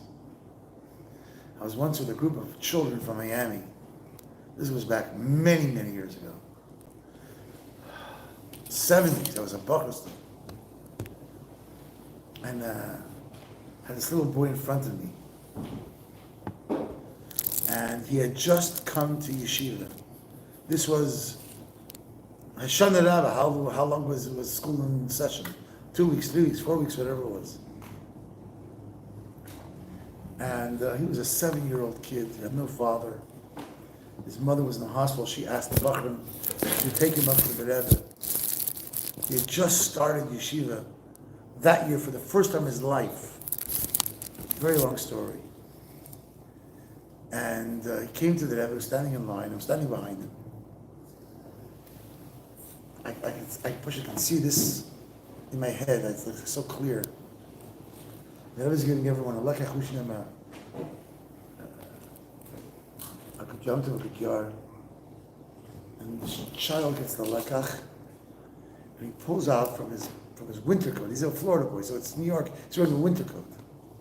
He pulls out from his coat flimsily wrapped cardboard box, which obviously he did himself or his mother did it. It wasn't like a box wrapped by the store. He says to the Rebbe, I want to thank you for helping my mother send me to yeshiva. And I bought you a present. 7-year-old boy. He's been in yeshiva 3 weeks maybe.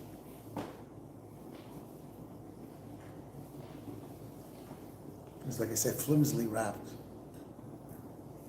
And it was like half falling out and squished, crushed in his pocket. It was a little Tonka toy, a toy car. A little toy car. The Rebbe asked if he knew the bracha yet for the mezainis, for the piece of cake, for the lekach. He said, yes, he thinks he does. And the Rebbe said, so why did you say the bracha for the lekach? He says, no, because I was told to save it to bring to my mother who's sick in the hospital. So the Rebbe says, make a bracha now, and I'll give you another piece of lekach for your mother. And the kid started to, you got the Baruch Atah Hashem Elokeinu Melech down pat. The very example is great. The Rebbe said it, Mila, word for word. If I live to be 190 years old, the care that the Rebbe had for a Jew. This just reminds me of a second story, a third story actually. I'll tell you the second story and then the third story. But lekach. I wasn't there. I didn't see it personally.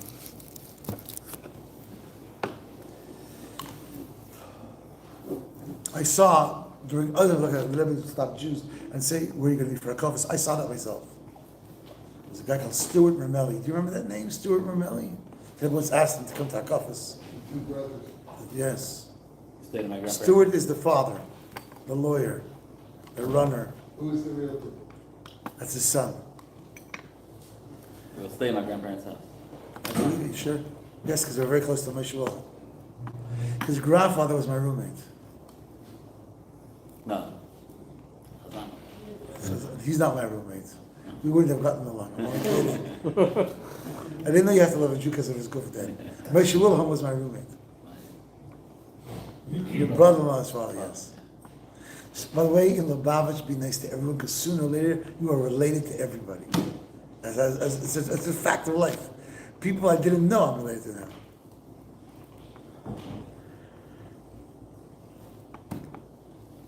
So the Rebbe is giving out lekach. It's Erev Rosh Hashanah. It's Erev Shmini Atzeres. And this hippie comes along, unkept beard, unkept hair, unkempt Erev clothes. And the Rebbe gives him a piece of lekach. The Rebbe says to him, what are you doing for Hakafis tonight? He says, I don't know. And the Rebbe says to him, maybe you come and join us for Hakafis tonight. He says, I don't know. The Rebbe says, we would be so appreciative if you joined us. He says, I'll think about it. After this fellow was a bacher, I know the bacher. The bacher told me the story. I know it's true. Nobody told me. But then there was a Rosh Hashiva from Satmar. I know the name too. Not Negea today. Rosh Hashiva from Satmar comes to get lekach from the Rebbe, Hashan the Rebbe. And the Rebbe says, I see you're wondering why I was on topple with the hippie. And the Rebbe didn't use the word hippie. He says, because of Yismach Moshe. Who's the Yismach Moshe? The Grizeda of the Satmar Rebbe's. He says he writes in his Sefer, so the Rebbe tells the Satmar Rosh Hashiva, that Michel's Loshever, a chassid, a disciple of the Baal Shem Tov, had a father, Rabbi Chiyah. Again, a very long story, I'm making just a one good of it. He comes upstairs, after 120 years, and who does he meet? Rashi. He meets Rashi. And Rashi says to Rabbi Chiyah, I see the Malachim Lamaila in Shemaim make a big simus about your son, Rabbi Michel's Loshever. What did he do that they're so excited about him? He says, my son, I learned Torah, Yom V'Layla, Giso Yom V'Layla. He did not a moment he wasted it. Rashi is so unimpressed. He says, I know many Jews that learn Torah day and night. What else? He says, my son is medactic b'mitzvahs Yirei Shemayim. I know many Jews Yirei Shemayim. He says he gives tzedakah. I know many Jews give tzedakah. He says he made many Baal Tshuvas. Nichols Lutchevet. Rashi says, now I understand. He says, Yismach Moshe writes this. He tells us how Rashi. Now I'll tell you the story I wanted to tell you. I mentioned earlier tonight that in 1954, Rabbi Itzikel, Rebbe was by the Rebbe for his chasana. His parents and grandfather and great-grandfather, I said, had Yaakov Lubavitch. His father was involved with a cheder in 1920s in Nikolaev. Rachmaslivka is a small town. In the 20s, you couldn't have a cheder in the small towns. Everybody would shut you down. So they went to the big towns to hide. Nikolaev was Taka big town. So they went to Nikolaev. There's some Lubavitch or GImmel learning with the kids, and who took upon himself the achrayus of supporting the cheder was Rabbi Twersky, Rachmaslivka. He wasn't the Rebbe yet. His father was the Rebbe. But he was, Rabbi David, I think his name was right. Yechanan. David was the Zayda. Thank you. So he's there at the Redefining Rebbe. He's there by the Rebbe in 1954. And the Rebbe says, the Gedenkst, maybe, professor, I think the name is Livni, whose name in Europe used to be Weiss.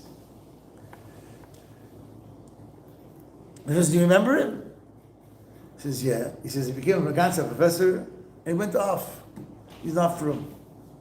And the Rebbe said, I tried many ways to bring him back to Yiddishkeit. I was unsuccessful. Maybe you're here in America, you can try to connect with him. So the Rebbe asked you for a favor. He said, no. She said, yes. He didn't know the Rebbe would stop the Yichidus. The Rebbe would pick up the phone and call him.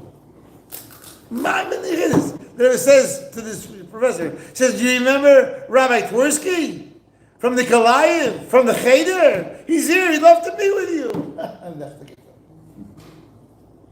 So we have no choice. So he said, when is it good? So the professor says, next Friday, like pushing it off. The Rebbe says, okay, give me your address. And the Rebbe is like the secretary, puts the two together. And the Rebbe says, tell me what happens. No, a week goes by. The two meet. And the professor says to Rachmaslivka, he says, why are you in America? He says, for my son's chasana. He says, can I be mishtater? Can I give you a check for the chasana? He says, I'm not taking a penny from you until I hear you did tshuva. He says, what? I heard you and you went out to dinner. You keep kosher anymore? He was making excuses, talking about excuses, making excuses. I have a kosher store near me. He says, excuses. Hey, you ever heard of a delivery service? They can deliver the food. You buy one sechais every 2 weeks, put in the freezer. With Shabbos, or about a min, you want to garnished. The Rabbi Stuka says in the 1920s, people went on Mesiras Nefesh to make sure you had a cheder in Nikolaev.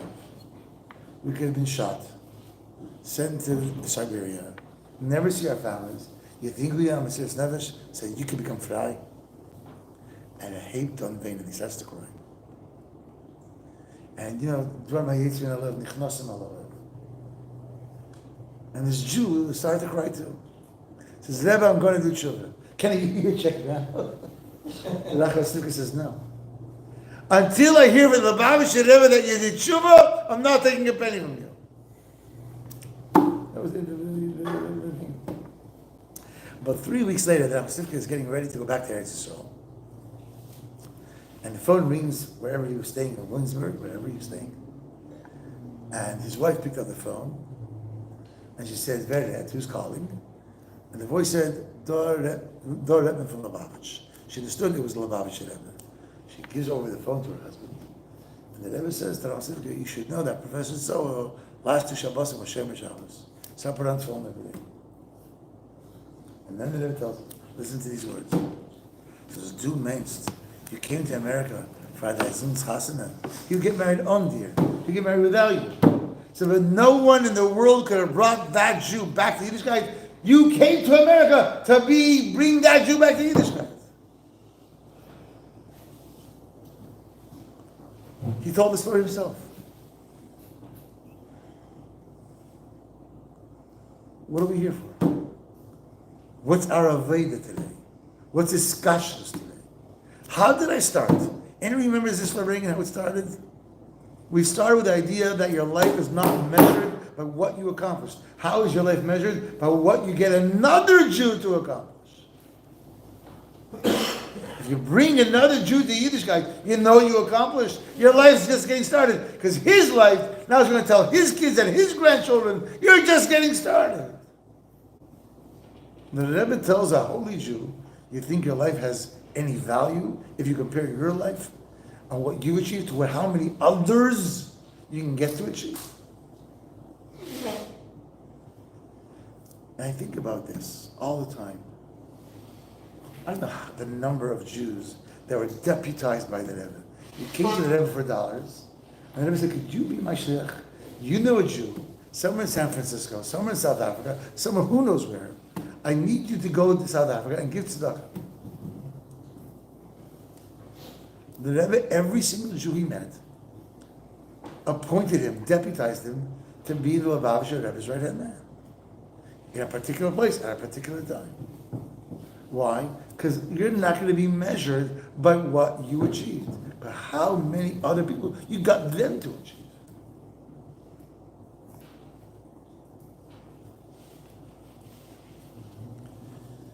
But it only helps if we buy into the Rebbe.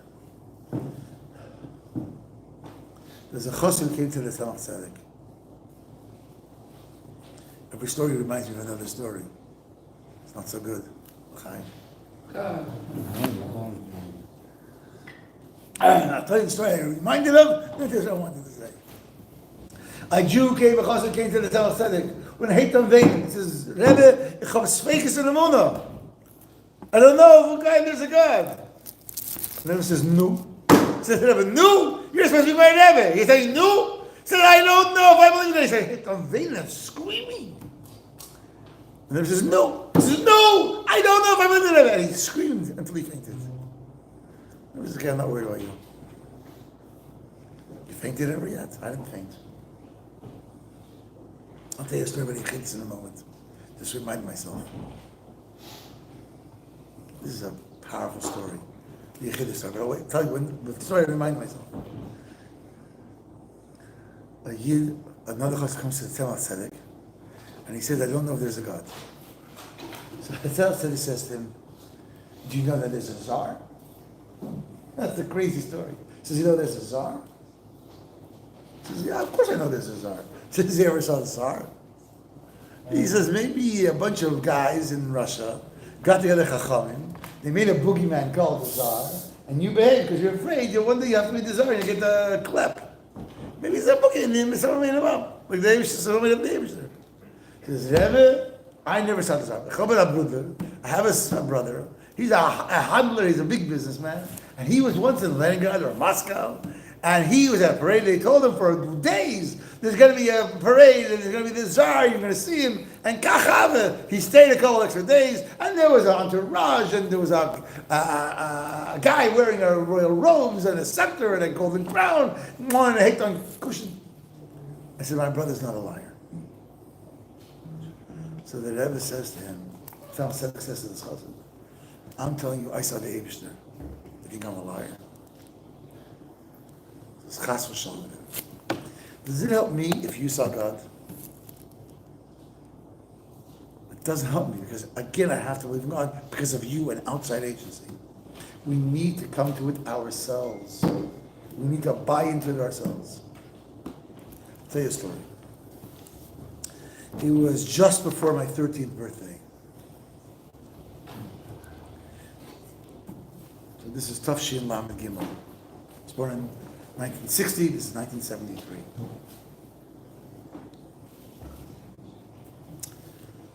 I have two older brothers. Two brothers that are older than me. I have more brothers, but I have two brothers that are older than me. They had gone into the Rebbe for their bar mitzvah. I had gone to the Rebbe before, but always as part of my family. And now I'm going in for me. I was very nervous, and I asked my brothers, tell me what happens. And they said that your father will take up most of the conversation. Your father had a very interesting relationship with the Rebbe, also another story. And the Rebbe will just give you a bracha, a mazel tov for the simcha. Okay. I'm happy that everyone won't bother me, right? So I go in, and I'm nervous like heck. And what you're not even 13 years old, what your mind thinks. I think I'm going to brush my teeth, because everyone's going to smell my bad breath. You're thinking, 13 years old. Come to Yechidus. First of all, from the airport, it was the first time I had flown. He'd gone to New York many times. He always had taken either a car or a sleeper train.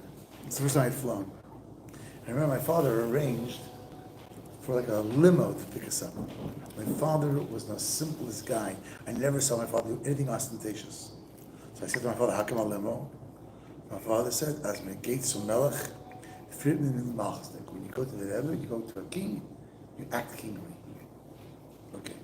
So you go into Yechidus, I hand the Rebbe my note, and the Rebbe says to me, what day is your birthday? This is between Rosh Hashanah and Yom Kippur. My birthday is in the month of Kislev, GImmel Kislev.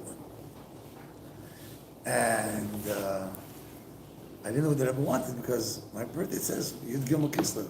I had an invitation, I can't give it to the Rebbe. This is, what day is your birthday? I say GImmel. So if it corrects me, I'll tell him Yiddish. I didn't ask you what date of the month. I asked you what day of the week. Okay, so 0 for 1, right? I said Friday. Then he says to me, do you give tzedakah every Sunday? I said, yeah. My mother gives me a nickel, a couple of pennies, I give tzedakah. And it says, you should give tzedakah. Sorry, my birthday was Shabbos that year. So the Rebbe says you should give tzedakah on Friday 3 times. Once for Friday. But I wasn't the only person that ever told this to. Once for Shabbos and once for your birthday. So whatever you give a nickel, give 3 nickels. I said, okay. Then the Rebbe did something unexpected. The Rebbe says to me, did you learn the mimer? The famous Bar Mitzvah mimer, which is such a difficult mimer. No one understands that when you're 13. No one, I don't care who you are. I said, yes. The Rebbe doesn't ask me a trick question. The Rebbe says to me, the question of the mimer. The mimer says that the Jews say to God, we want to learn Torah by day and by night, but how can we? And God says to them, put on tefillin, and I'll hold it ki'ilu as if you learn Torah by day and night. The Rebbe asks you the question of the mimer. How come when you put on tefillin for 20 minutes in the morning, it's like you learn Torah by day and by night? I have absolutely no idea. Because I learned the mimer, I learned the Baal Peh. I can say it to you verbatim. I have no idea what it means. And I don't know. And I'm like, I'm not even blubbering. I can't even blubber something. I have nothing to say. And now I'm feeling like a real idiot. I think, my brothers told me they was not going to ask you anything. Like, what's going on? And a teacher that year called Rabbi Eisenbach. He was my teacher in Montreal. He had a brother in Eretz Yisrael that was very, very sick. Eisenbach's are a huge mishpacha in Montreal, in Eretz Yisrael. He told me the name of his brother that was very sick and needed a bracha from the Rebbe. And I was so proud of myself that I'm going to have a shlichus. And I had memorized this name like 101 times. I knew it backwards and forwards. Anyways, it came time for us to leave. I still don't know the answer. The Rebbe, by the way, said to me the answer. I didn't understand what the Rebbe said. It's the honest truth.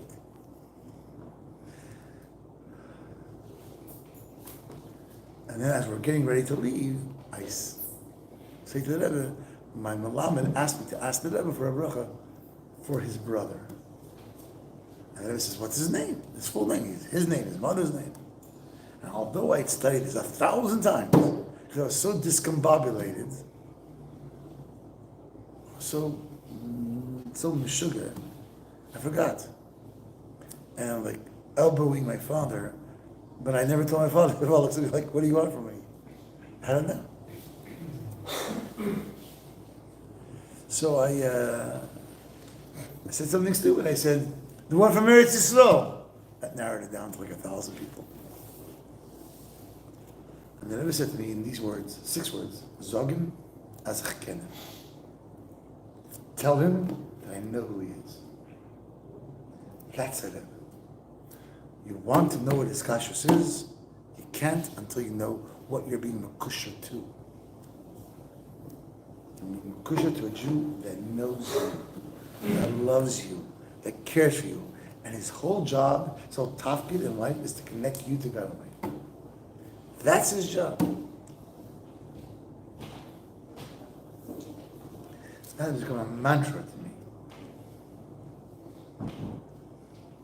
So I say to myself, does the Rebbe know who I am? Of course the Rebbe knows who I am. I was a bacher, Tov Shin Lamed Zai in 1977. It was the end of Simchas Torah. The Rebbe was giving out Keshal Beracha. If you've never gotten Keshal Beracha from the Rebbe, it's an amazing experience. And for one moment in time, you're standing in front of the Rebbe with an empty cup, Barik, Ein Bei Mayim, the Rashi says, but there's a kravim, and you stick out your hand, and the Rebbe fills it up, and the Rebbe gives you a l'chaim.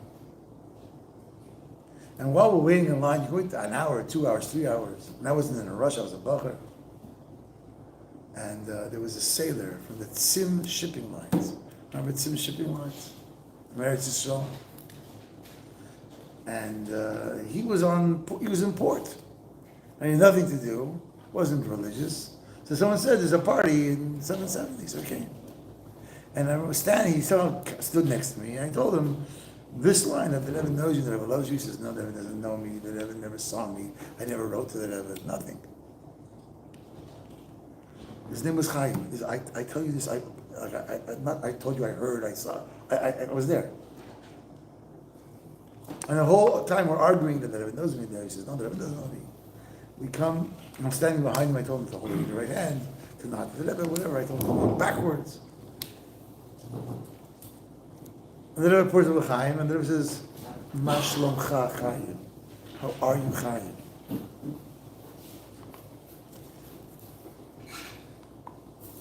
I want to know, how come the Rebbe didn't tell me, Ma shlomcha Yossi? The answer is, because I don't need the Rebbe to tell me.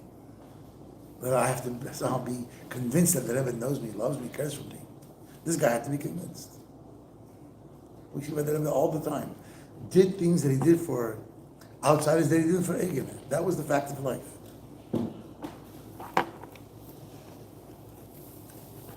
Anyways.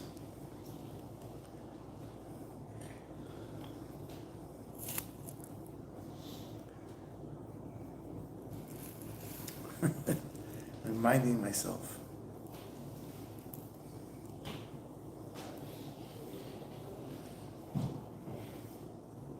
Other interactions with the Rebbe. The Rebbe knows you.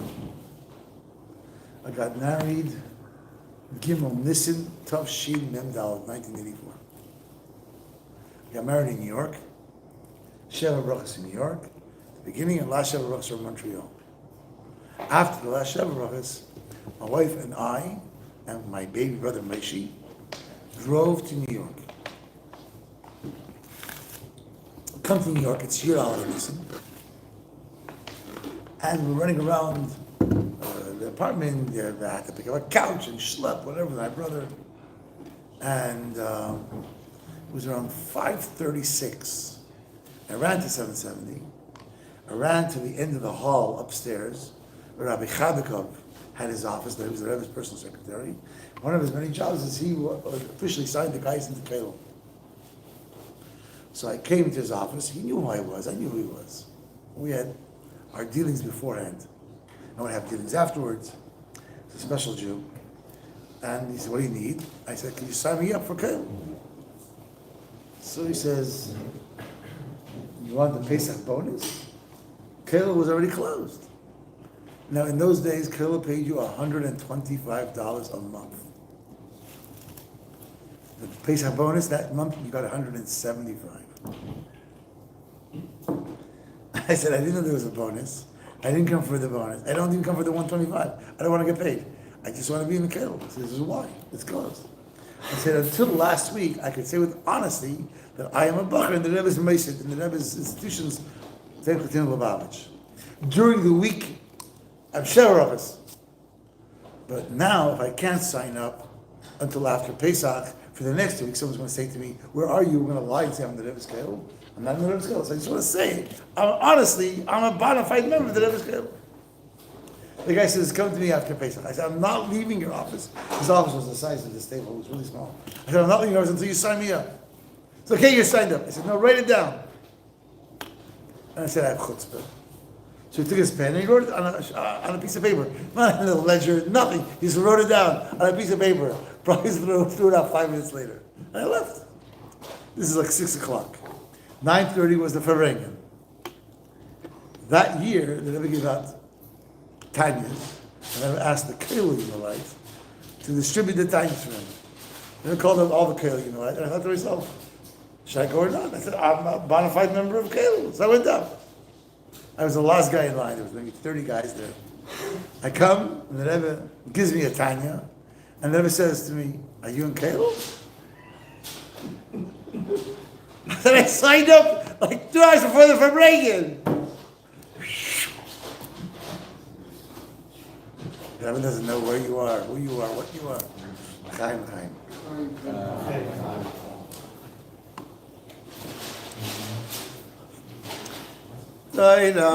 Marty, thanks for coming.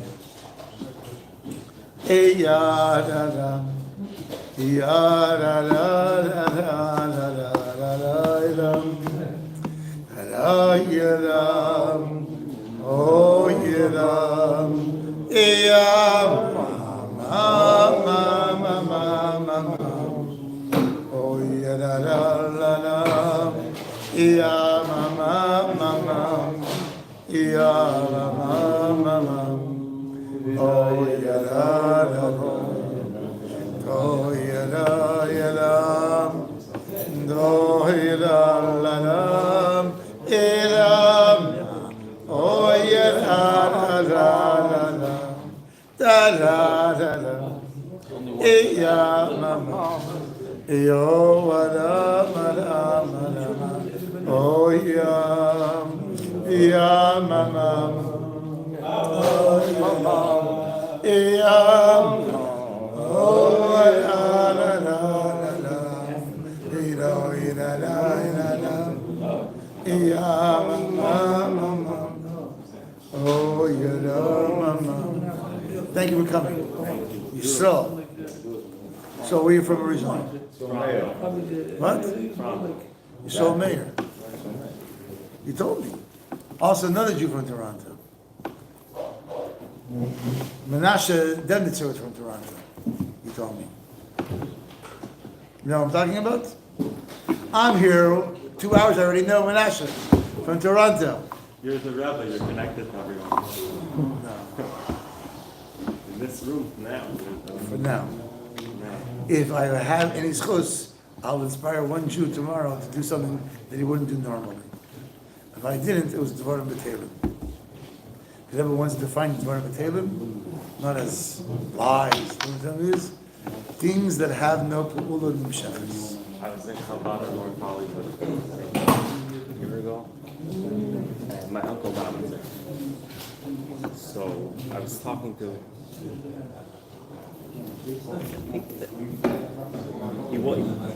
maybe it was the rabbi's brother or A relative. I think it was the relative of the rabbi, and I was telling him I have a Jewish guy working there. He asked me to put on film on me. Yes. What? Who? He wouldn't let me go until I promised to put on film. Did you put on some with the guy? I did. Wasn't it easy? What? I tried again. It didn't work. But The first time it was easy. one time. Because the first time you did that as a shlichus. The second time you did that on knacker.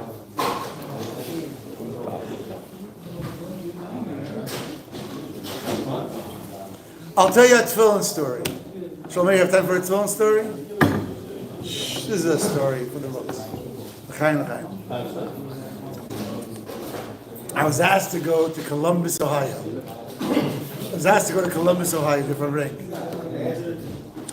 I want to say it was Yudas Kislev. I only go twice a year to Fabrik. Yudas Kislev and Gimel Tammuz. Always I don't go. I have my own shlichus, I have my own community. I can't afford to go. Because I go to Columbus, Ohio, and the shliach, his biggest pula was called Life Town Center or something like that. What was it? It was a building that was built to help kids who are handicapped navigate life. And he has volunteers galore, like 60, 70 volunteers. Rubam Kakulam were Goyim. I don't know this. I come there, and all the volunteers came to the Yuteskis Lefabrengen. I walk in, I ride mamish, like the plane was delayed to make it long story short. I came push like it was called for like 8 o'clock. I came like 7:59. So I walked in, everyone's there on time. I never saw a crowd that everyone comes on time. Okay, and there's something's wrong over here. You can't be Jewish. I say, Good Yom Tov! Blank stares. So I say to the shliach, what's going on? He says, they're all going. That guy's Jewish, that woman is Jewish, but otherwise they're all going. So what are you going to bring about? What are you bring about? It was a short Farbrengen. We started at 8, we were probably finished by 11, 3 hours. Yeah, I'll have to go to bed. I can't go to bed at 11 and after Farbrengen. So I stayed to Farbrengen with the shliach. Farbrengen the whole night. And then Farbrengen all night. And I had an early flight the next morning. From Columbus to Fort Lauderdale, there's no direct flights. You have to have a stopover. I want to say North Carolina, maybe Charlotte, I don't know. Yes, now. So it's like an hour flight, not even, like less than an hour from Columbus. And I come to the airport and I'm falling asleep. I haven't slept. And I had a couple of times. And I'm like walking back and forth, pushing, trying to stay awake. And so we're going to keep walking until they announce Southwest Airlines. Southwest Airlines doesn't have zones. Southwest Airlines doesn't give you seats. It just says Zone 1 and 25 people come around. We had the first seats available. I'm just going to go in. I don't care. Aisle seat makes a difference. I'm just going to fall asleep anyways for an hour. I have to get some shut eye. The first seat is seat number 1B. First row, middle seat. I don't care. I put my talisman up on the thing, and I put my head back, and I'm out to lunch at the top 5 seconds. The guy in 1A, remember the one by the aisle, not by the window. I say, what? He says, are you Jewish? I say, yes. He says, I'm not changing words. He says, do you believe in Yashka? Obviously, he didn't say Yashka, he said, change. Yes, he does. He said, no, I just told you I'm Jewish. He said, why don't you believe in Yashka? It's because I don't, and I go back, I want to go back to sleep. And the lost the stuff, he doesn't let me sleep. I'm a minister of this new age. And he's taking it upon himself to try to convince me that I should believe. The plane takes off. So, what's this? Hashem doesn't want me to sleep. There's got to be a reason. So I turn to him and I say, are you Jewish by any chance? He says, no. I said, your mother is Jewish? He says, no. Your grandmother is Jewish? He says, yes. I said, for your father's side or your mother's side? I don't know if he's telling me the truth. He says, for his mother's side. So you're Jewish. Now I know why. He's bothering me. So I say to him, you have to put on film. There's no film, as I say for the lacqueries. I told you ever saw the movie The Chosen? They put on film the black rocks. He says, yeah. He says, you have them? You have a... I said, I got a traveling synagogue. I got my film upstairs. And I bring him down. I show him film. And he says, I'm not putting them on. And I'm begging him. You got to put on film. Behind me in row 2, 2A and 2B, are 2 old non-Jewish ladies. They hear me, and I'm impassioned. They hear me saying, and all of a sudden I hear them saying, put on the Teflon! Put on the Teflon! The guy refused to put on the Teflon and the Torah. And the moment we landed, he took off like a jackpot. Meantime, the phone are unwrapped, and I'm feeling really depressed. It's been a long time since I could have convinced someone to put on Torah. Usually I don't even give them a choice. And the crowd starts walking out. 2D, the second row, the other side aisle. Guy slips into my thing and he says, Rabbi, I haven't put on film since the day of my bar mitzvah. Can I put on film? I thought to myself, I thought I had to stay up for this guy. I don't know if that guy was even Jewish. Maybe yes, maybe no. But I had to stay up for that guy who's Jewish. Hashem doesn't waste 1 ounce of energy. I can waste an ounce of energy. I can sit and read the comics. I can watch the cartoon. I can waste a lot of time. Hashem never wastes a moment of your life. And you just appreciate it. Hashem never puts us in a position where we're wasting a moment of our time. That's what Hashem has done to be a shliach. You know, he came to, we made a yahrzeit Tuesday. He came and they officiated. Beautiful. But the truth is, I don't think that was the guy I put the phone on. I took an Uber to work. And the guy tells me he's a Mexican guy. The guy looked like a slick. He tells me he's Jewish. I said, really? I said, do you want to put on a phone? This is the one I think I put the phone on. He came into my office. I had Phil in my car that day. I usually don't. I gave him a yarmulke. I sent him home with it. He put the phone on. There was one other time I went to Columbus twice. What? How do you know if they like you? They invite you a second time. No pressure. So, I was one other time in Columbus. As I said, there's no direct flights. Again, they had to travel through somewhere. It's a little plane. It's not a plane you have to get off and change. They let people on there. It was late at night, 8 o'clock, 9 o'clock at night. You land, and the pilot says, sorry, you have to get off the plane. Something's wrong with the light. We're waiting for another plane to come in. It'll be like an hour and a half. Everyone's grumbling and mumbling. I say, you think I should have sent me? For nothing? I have to be here for an hour and a half. I usually travel with something. I have a mimer. I've had this mimer with me for 5 years. You see, I have 100 notes on this mimer. I don't know if they're true or not. I used to collect stories. I still collect stories. And I collected stories on Parshiyos, and that. It was Parshas Lech. And I collected the place, half a dozen stories, a dozen stories on Lech. I don't know why, just over the years. And I had taken that 12 pages with me. I arrive, come into the tarmac, come into the terminal. It's quiet, it's still, half the lights are gone. There's nothing there except for the 25 people or so waiting, mumbling to get on the plane. And I take out the papers, and out of nothing, I just stick a whole paper. I read a story. What's the story? The previous Rebbe, 1949, calls in a bacher. The previous Rebbe was very difficult for him to whatever, sicknesses, he was not clear his language. And he says to the bacher, Oibenon, and with his big finger, he says, Oibenon upstairs, how's your Yiddish?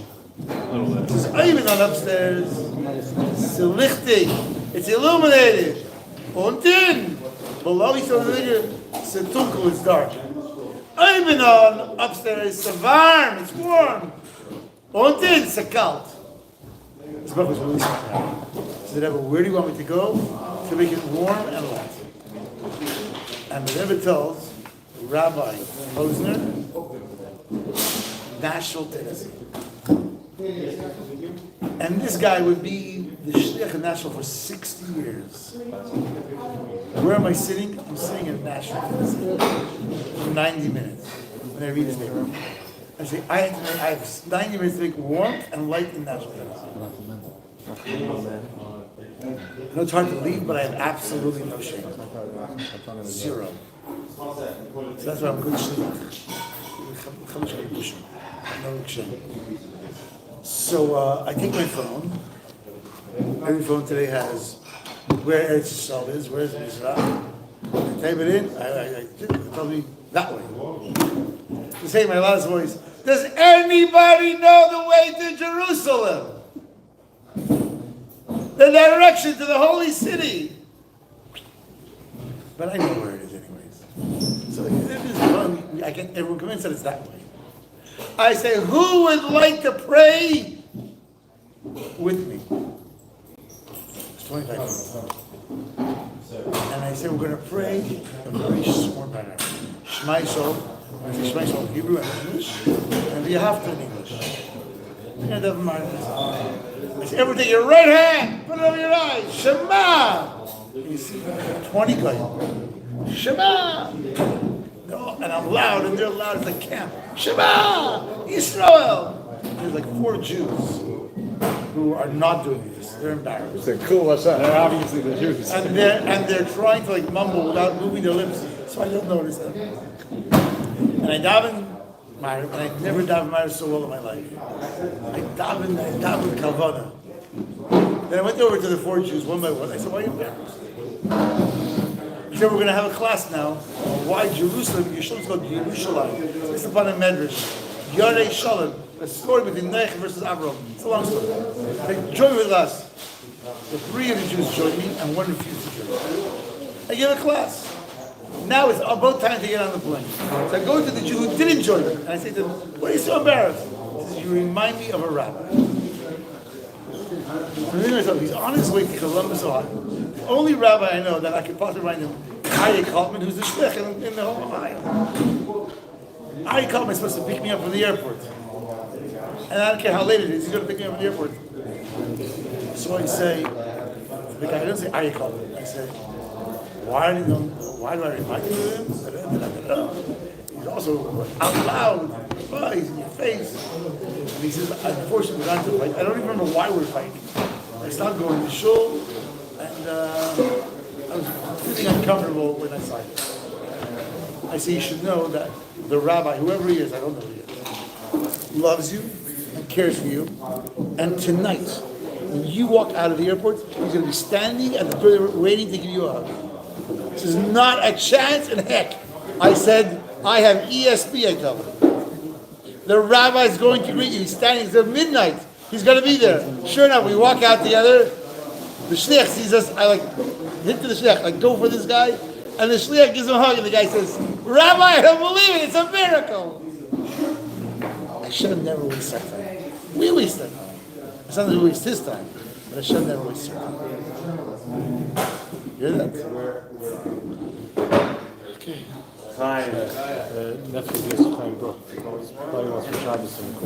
Very nice. How are you, yes, Chaim? I'm married to Brock. That's how. Yeah, his brother was I'm more from Bad Hashmi. Very nice. Let's get you in, young man. Usher Ringo. Hello, Usher. Where are you from? Originally, Kisakov.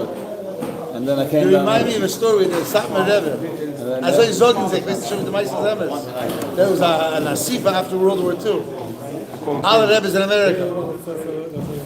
And there was a Rebbe who was not a Rebbe in the old country. He had no yichus.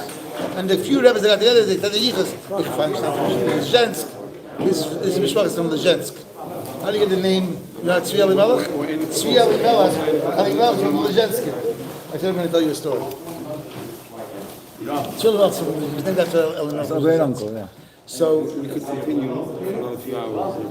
I have nowhere to go. I mean, he is right. We can move to the basement and continue for a few hours. Okay, but we'll be here. We could sit here also. They're not listening. They're just cleaning. So that's clean. They're doing the way they're. Good for them. So I just had a senior moment. Where we got caught with Elimelech. The Yichus, they have discussed the Yichus. Stop my Rebbe. So everyone says, the Chayzer, this guy had no yichus, so he said, "Ich stam von Avraham Avinu." So supposedly, the Satmar said, "Oh, ich weiß, welchen Zivik, Sarah oder Hagar?" Chayzer said, "The Meister Zemes."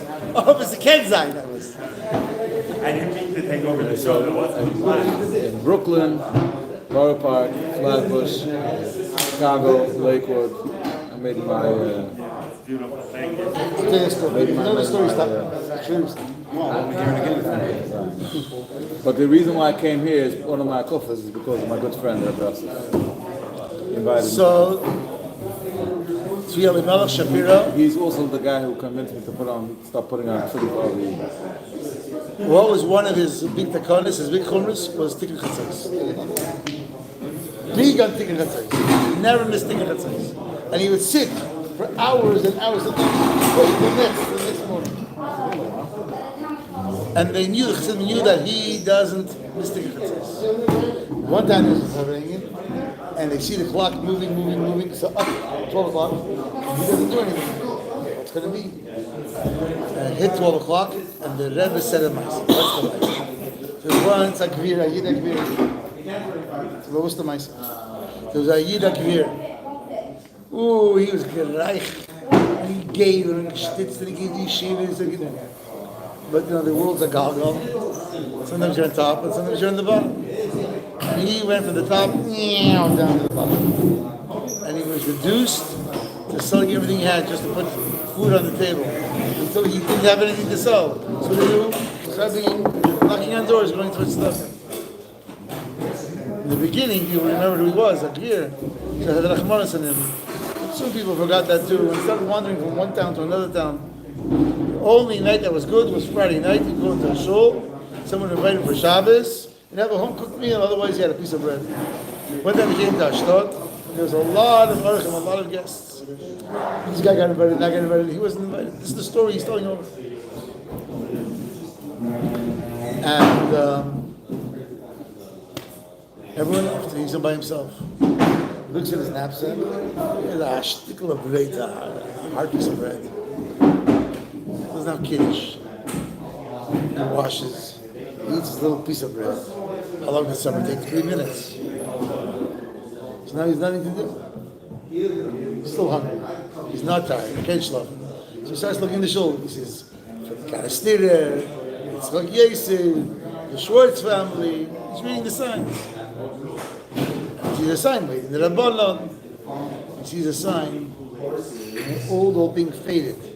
All that he can see is Rebbe Shalayla. And he says, look, Scott, me and you, they left behind. They left me behind, they left you behind also. And I hit them vein. And here, see how God said, Tiv Chatzais is not that you cry. You cry together with the Eibishter. You made it cry. That was his Tikkun Chatzais that night. It's a story. It's a story. It's a good story in an opportune time. Pesach? Yes. Just about. She knows all the stories. We changed it. Another app. Very interessant. I go to recesses. Okay. Times I will feel it, times I will not feel it. It's very interesting. A Bocher wrote into the Rebbe. The times the davening gate, the times the gate nicht. The Rebbe said, Mailo is like Eis Rotzen sometimes. Sometimes there's no instance. At times you're inspired, there's no Mailo there inspired. At times you're trying, you're not inspired. When was the time that the Rebbe gave out this far? Early this portion. And the Rebbe said, das of allemaal does on fire. How do you say it times? I was at the oil, I was just listening to coming in. I was telling the Rebbe, to sell a case. It's like, I need a sign. That Rebbe was fighting it. So I come into the room and that's the result of the scene. So I called the attorney, I was like, I'm not worshiping anymore. Give it up, forget the case.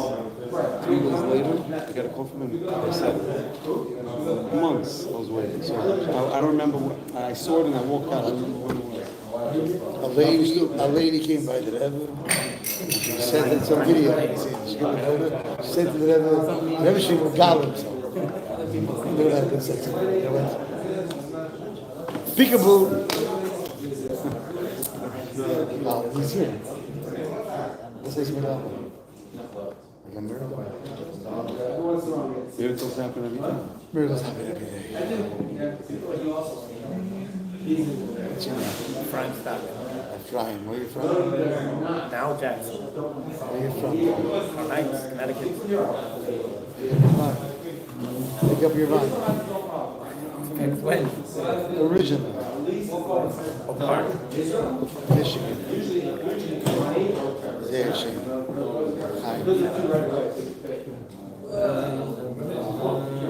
Shamir used to stay at my home. Came to Florida. He was such a leader. Originally, I grew up in Flatbush. He used to bring my kids like little schmatzes. And he used to bring my kids, especially 33. Yeah.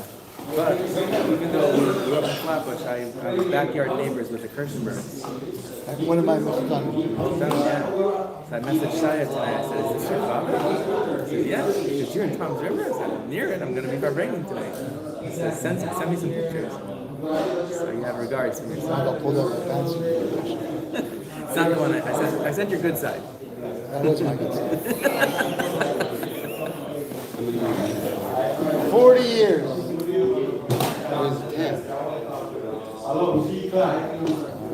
It's indoors. The other part of Florida. I came to Florida with a bracha from the Rebbe to start a school. That was the school. Very long story short. I wrote to the Rebbe 4 places that I wanted in descending order. The last was Florida. The Rebbe ignored 1 and 2 and 3 and then the circle and go to Florida and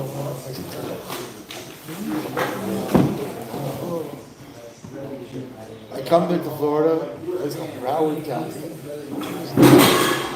Nothing. And someone first because of Broward County, so I came there.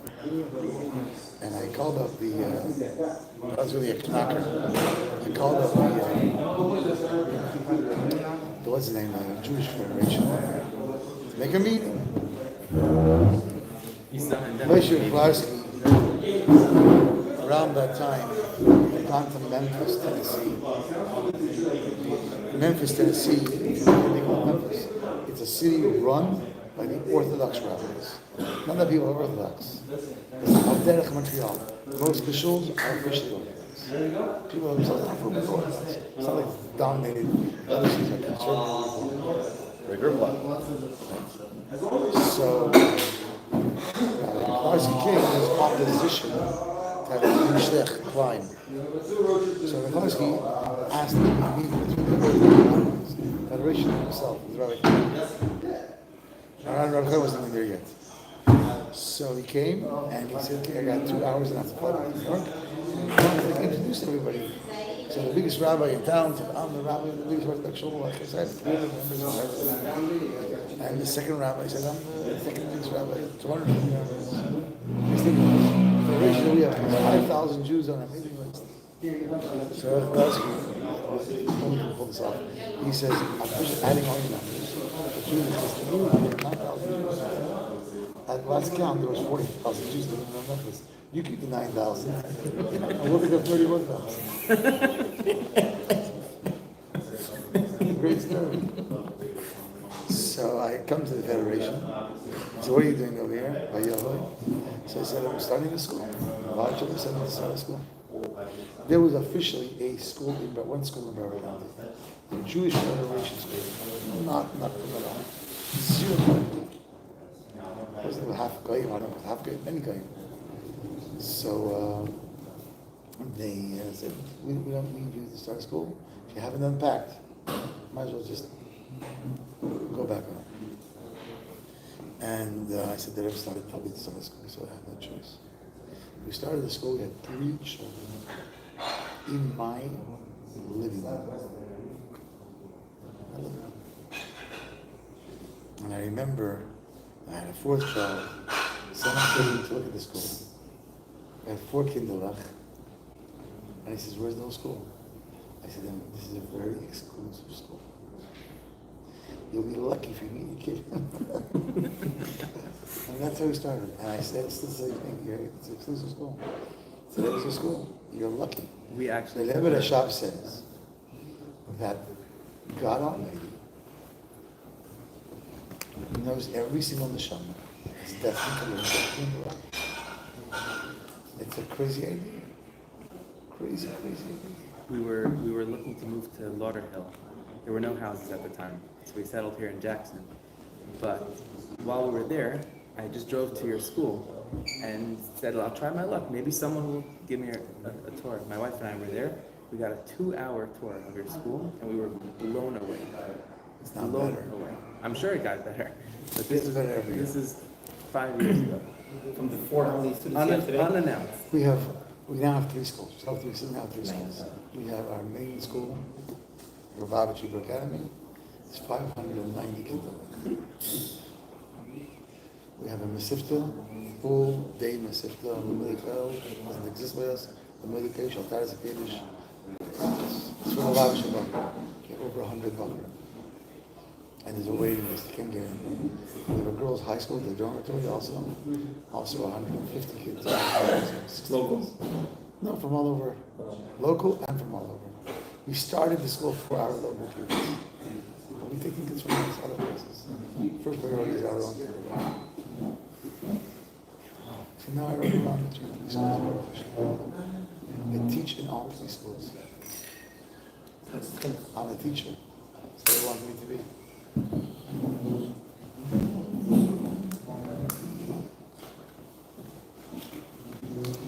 But everything changed who he was. There's a very famous Rashi on Aaron. There's Aaron. What's your name, young man? The Volcanic. Did you say L'chaim yet? No. Say L'chaim. So give him L'chaim. I'll wait till you say L'chaim to me.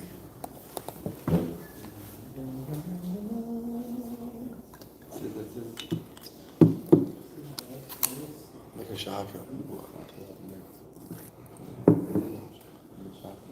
Amen. L'chaim, L'chaim. Whatever you need this year, Amen. you should get. All colors. Fly with the Shia. Amen. All colors. All. That's good. Fine. The Rebbe. Good.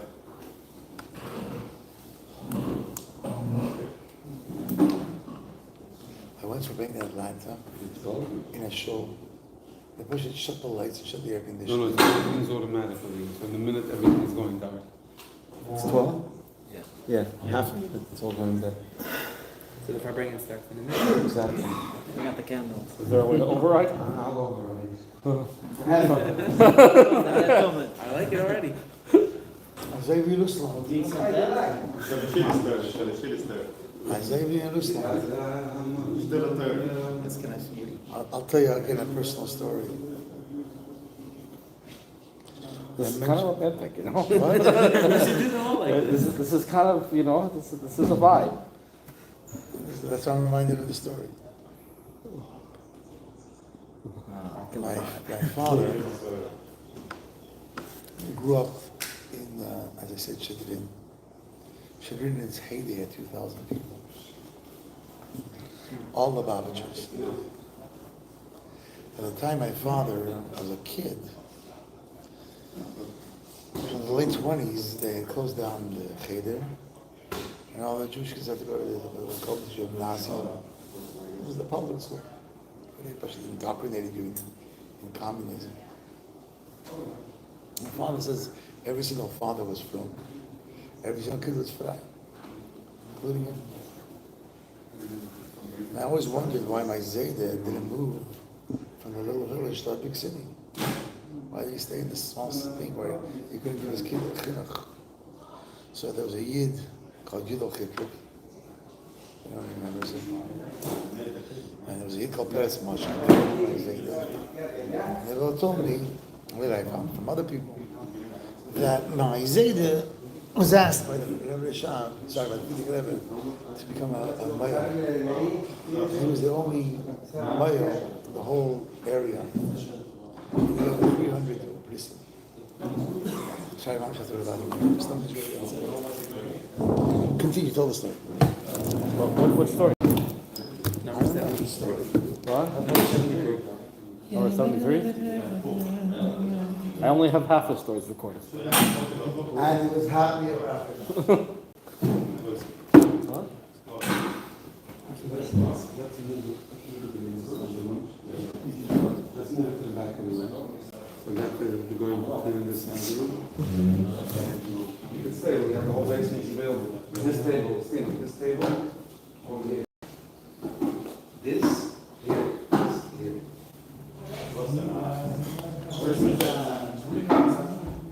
Where?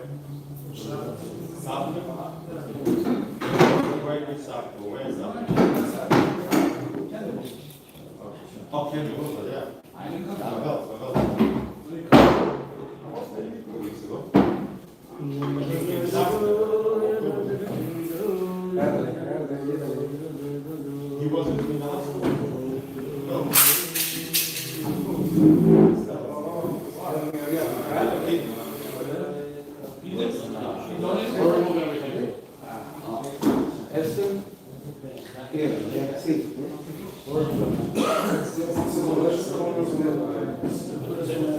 I would say the center basic is the power of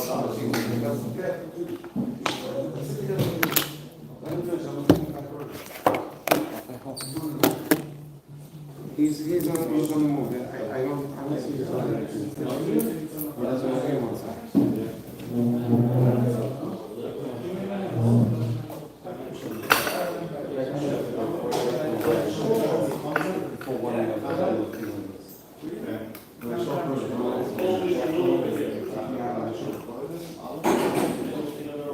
De la basura.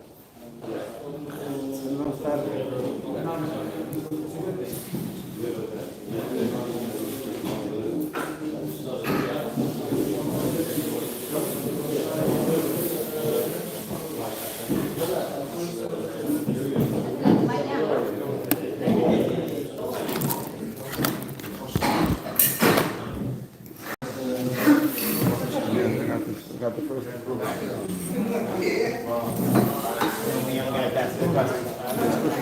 Huh? What was the question? What's your wife's maiden name? Zalman Kleinman's daughter. Can I help you? What? No. Who Zalman Kleinman was? Yeah, sure.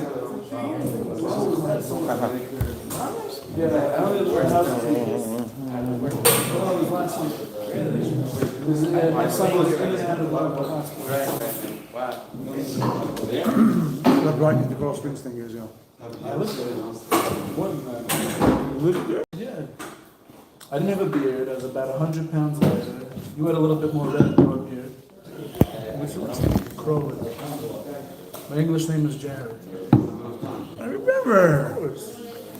You always call me by my Yiddish name. You told me you had a son. I live here now, in Lakewood. Beautiful. Married. How come you gained 100 pounds? How come? Marriage. Stress. How many years made Abbas like I said, it should never. No, he gained 100 pounds.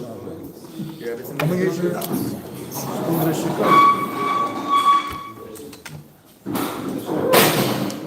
There's a new man.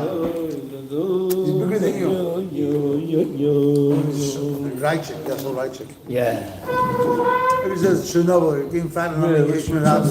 He says, I gained fat on Alamichia. What, in Detroit, you're so right, chick? Big deal. I mean, Alamichia, I became fat.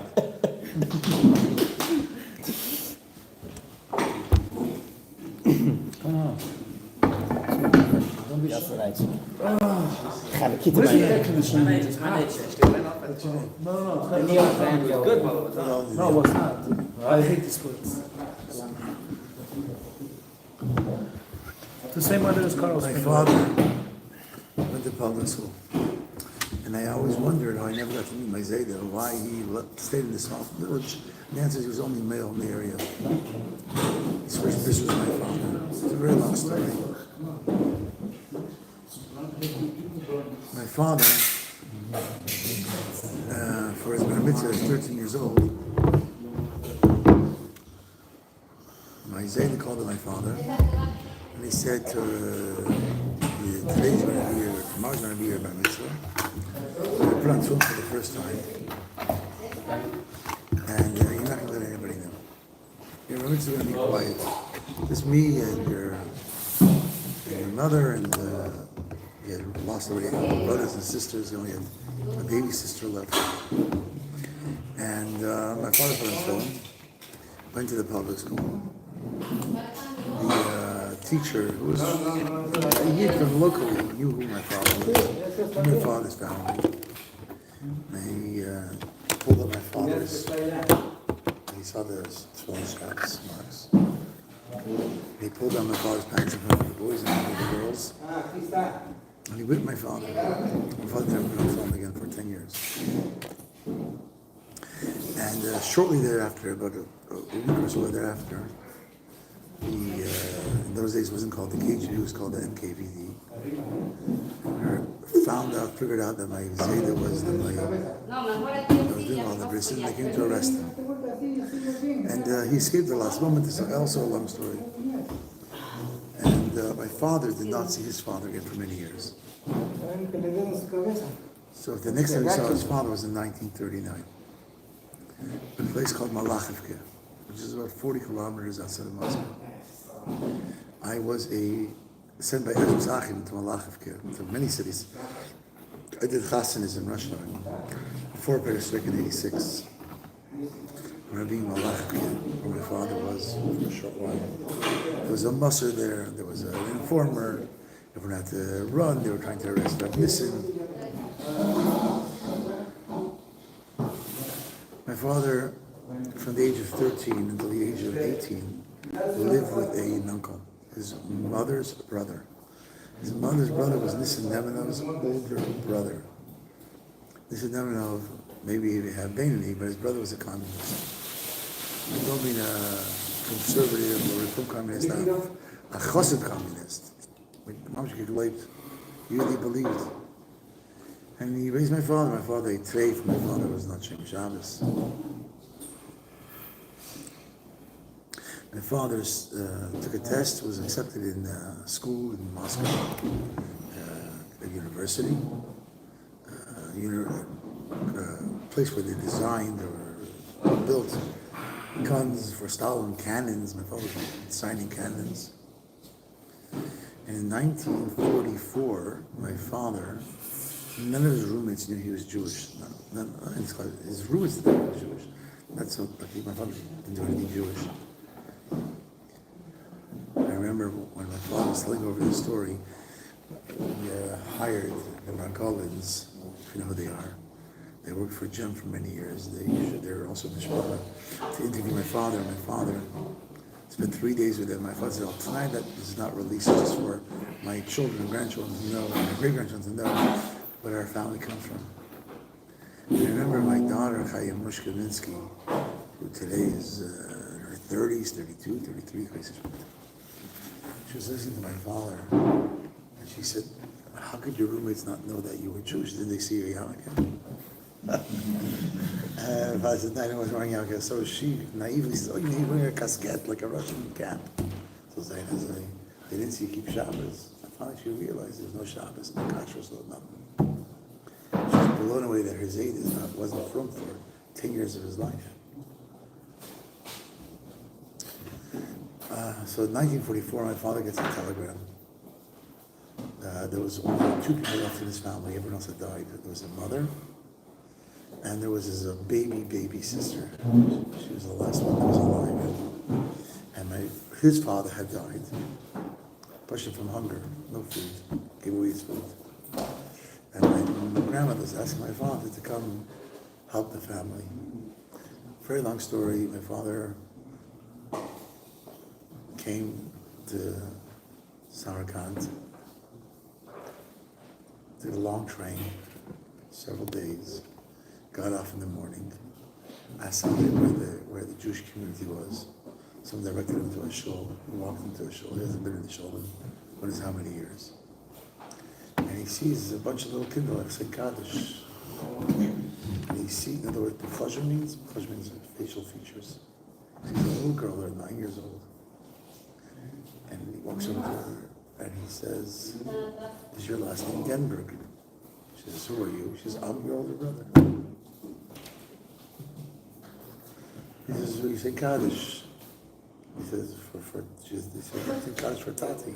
So he wants to say Kaddish. My father says to his baby sister, he's 21, she's 9. He says, 10. He says to her, can you teach me Alabaism? And I was like, I'm not Alabaism. And my father gets back into the swing of things. And in 45, he goes to Lvov, Lemberg, to buy false papers. Also another story. In 46, he ends up in Estrach, Austria, where he's in a camp called Poking. Very famous camp. It's a DB camp for displaced persons. It's primarily a Polish camp. There were other camps very involved. But the Kleisenberger was. And his mother was there. Sorry? And his mother was there. That was on. So my father and everyone else who came to Poking, first there was a big gym, and everyone slept on the floor, cot, whatever. And then eventually you get a room. Every family got a room. So my father's family got a room, three cots. Him, his wife, him, his mother, and his baby sister. My sister, my aunt at that time was 11, 12. And she was going in the beginnings of puberty. She didn't know my father. She was a little embarrassed, getting dressed and undressed, whatever, under the covers. My father's a black verstanden. He said, no, I'm a young guy. I'm 21, whatever. You go to bed. And I said, 2 o'clock at night, I'll come to bed. So we're standing outside talking by the train station where the Shalom, the trains come in. And a woman comes off, usually with like couples or families. A woman comes by herself with a chemodan, as a suitcase. He doesn't know who she is. And he says to this older lady, he says, you're going to sleep on a cot. I have a bed, a real bed in a real room. And I said, I'm younger, I'll sleep on the cot. And he says, that's my sister and my mother, 2 ladies. So she takes the bed. And the next day, he discovered, someone told him, that lady that you helped, that's now at the office, that's the Rebbe's mother. She's the Rebbe's mother's brother. Now my father's, I have 2 linker hands, I have 2 left hands. My father's very handy. And so right away she got a room next door to my grandmother. And my father would come in and my father would help her fix the toaster, fix the light, whatever it should be. And she had a really amazing relationship with my father. My father didn't go to school, didn't go to yeshiva. So she couldn't say, what Gemara did you learn? She said, what did you learn? She said, Tolstoy, whatever geisha books you read. And she would speak in geisha books. That was his mother. It's unbelievable. After the war, this was the time.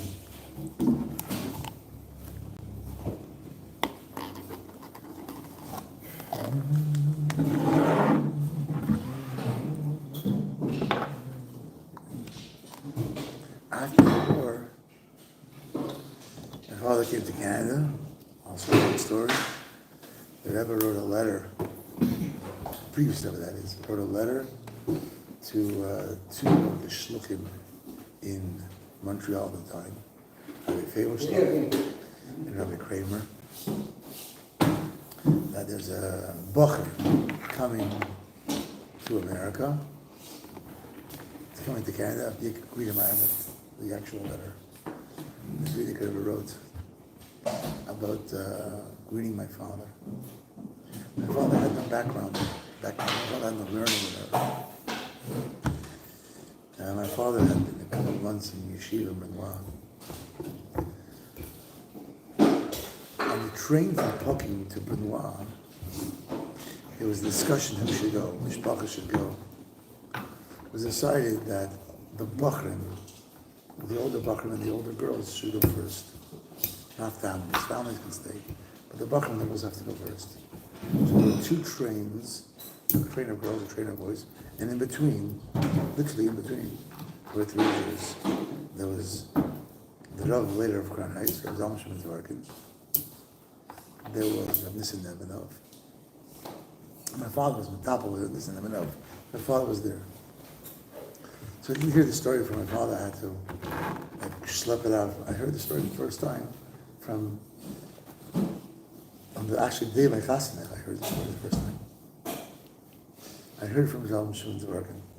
So he said that on the train going from Poking, from Austria to France, And this Denburg was like elated. What was he elated? He said, since 1927, when the Frierdiker left, I haven't had a chance to daven, be a mensch. So I was working for the yeshiva, running down the ground, shopping money. And now, in Paris, there's already 4 guys, Mashpiyim, Shabbat, Kesselman, 4 Elterei Yidden, and they're already established. And they're going to take care of the yeshiva, and I can retire and worry about my davening. He arrived on a Friday. I already sent off a telegram to Frierdiker Rebbe that he arrived. And Sunday morning, there was a telegram back from the previous Rebbe. And the previous Rebbe writes back, and again, I was described the scene. It's in their garden, it's on their shlappe. And the Frierdiker writes, I want to thank the committee for, and you all did a wonderful job, but you're all abolished now that Innocent is back. He's back in charge. And Innocent hit on Damon. First of all, he says, when can I do something for myself and daven?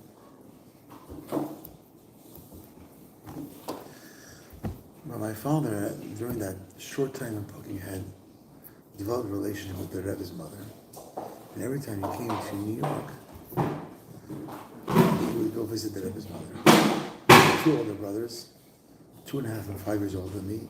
And they used to actually go visit the Rebbe's mother. I was still too young. She passed away before I was more than 60. I was considered too young. I should live 1 more year. But I didn't get to see. But my father went into business in Montreal, in the Shmata business. I have to say what I to the story. I might know the story. Shmata story. The pantyhose story. You know it? Oh, this one I don't. I know one about blue lace. This is another story. This is an amazing story. To me, the most amazing story of all.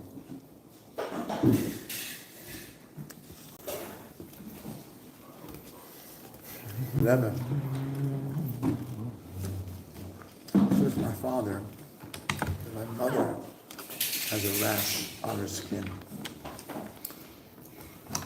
Because after the war, invented what's called nylon, synthetic. Used to be pantyhose used to be made out of wool. Now synthetics are cheaper. And synthetic is my mother a rash. The only place that's still commercially selling old-fashioned nylons, stockings, is a store in England called Ogilvy's. Ogilvy's is a branch in Montreal. Can get my mother what she needs. So my father says, buys it, brings it to the Rebbe.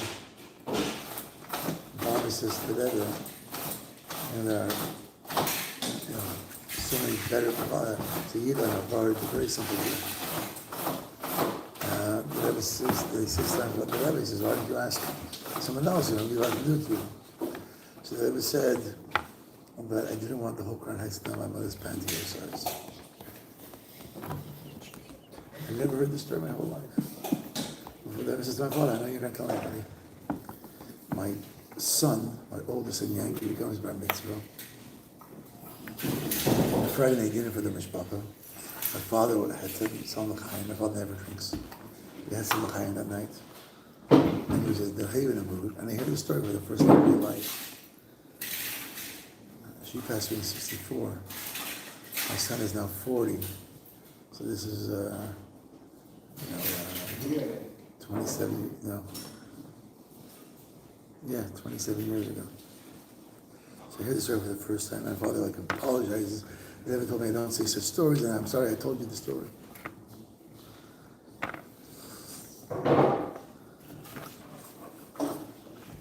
But you see, you realize every single person with their talents. My father could get something for the Rebbe, something personal. I never could have asked someone else. Never could have asked anyone to come for ring who for ring last year for Tammuz. Probably a beautiful Jew, I imagine. So why I had to come here, I don't know. I really don't know. The truth is, I didn't want to come. If it wasn't for him, I wouldn't be here. I've been traveling a lot lately. And I'm coming back next week to do a chasana, Grade in Safran, right outside Monsey. I don't want to go, but I can't say no. But nothing is a bracha levatala. There's just no instance where Hashem, this isn't a union, but the footsteps of man are arranged. I didn't plan on being here. It wasn't my doing. It wasn't your plan also on being here. Hashem put it into your head, I saw it should be. And every single one of us that you ended up over here is because there's something that you can do and no one else can do here at this time for another Jew. That's why you're here. Not because you can learn another Gemara. You can learn Gemara anywhere. You can learn a Mimer anywhere. But there's some Jew waiting for you, or some piece of this world that's waiting for you that no one else is going to do. And that is so mind-boggling. And if Iskashus means, on the simplest level, saying to the Rebbe, deputize me, make me your shliach, whenever and wherever I can, I work for you. That's amazing.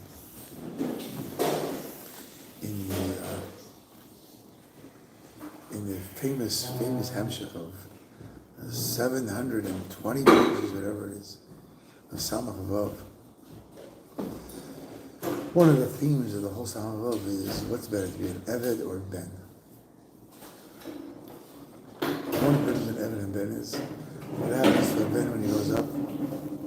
What happens? Comes a tati. What happens to an Eved when he grows up? He becomes cranky. He's a worse Eved. And based upon this idea that an Eved is always stuck as an Eved, and there's no ego involved, he just gets crankier and crankier. When he has to give himself up for God, how much is he giving up? He said nobody to ignore it. Therefore, the Rebbe says that what's the ultimate goal is the bench and not Eved. A ben vas hot sale. Learn to Maimer, has some feeling for Teir Chassidus, for Getlichkeit, and then you tell him, forgo your Getlichkeit, and forgo your feelings, and forgo everything, to help another Jew see Allah face. And that's practically what it means as Kashrus. They didn't ask us to want something, they didn't ask us to do something. And that is the ultimate shlichus. Ultimate shlichus is to be the hands of the Rebbe. They always remark, what was the godless of Chassidus? You know, when you think about Chassidus starts. Yaakov Ormeland. I had to look it up. Who could bring last year? Yaakov Ormeland. Beautiful. Beautiful Jew from Miami. From Miami, really? Yeah. Mm-hmm. Yes. Sure. As far as Gimel on that. Yeah. Beautiful tassel Jew. Yeah. I'm sorry to lower the bar.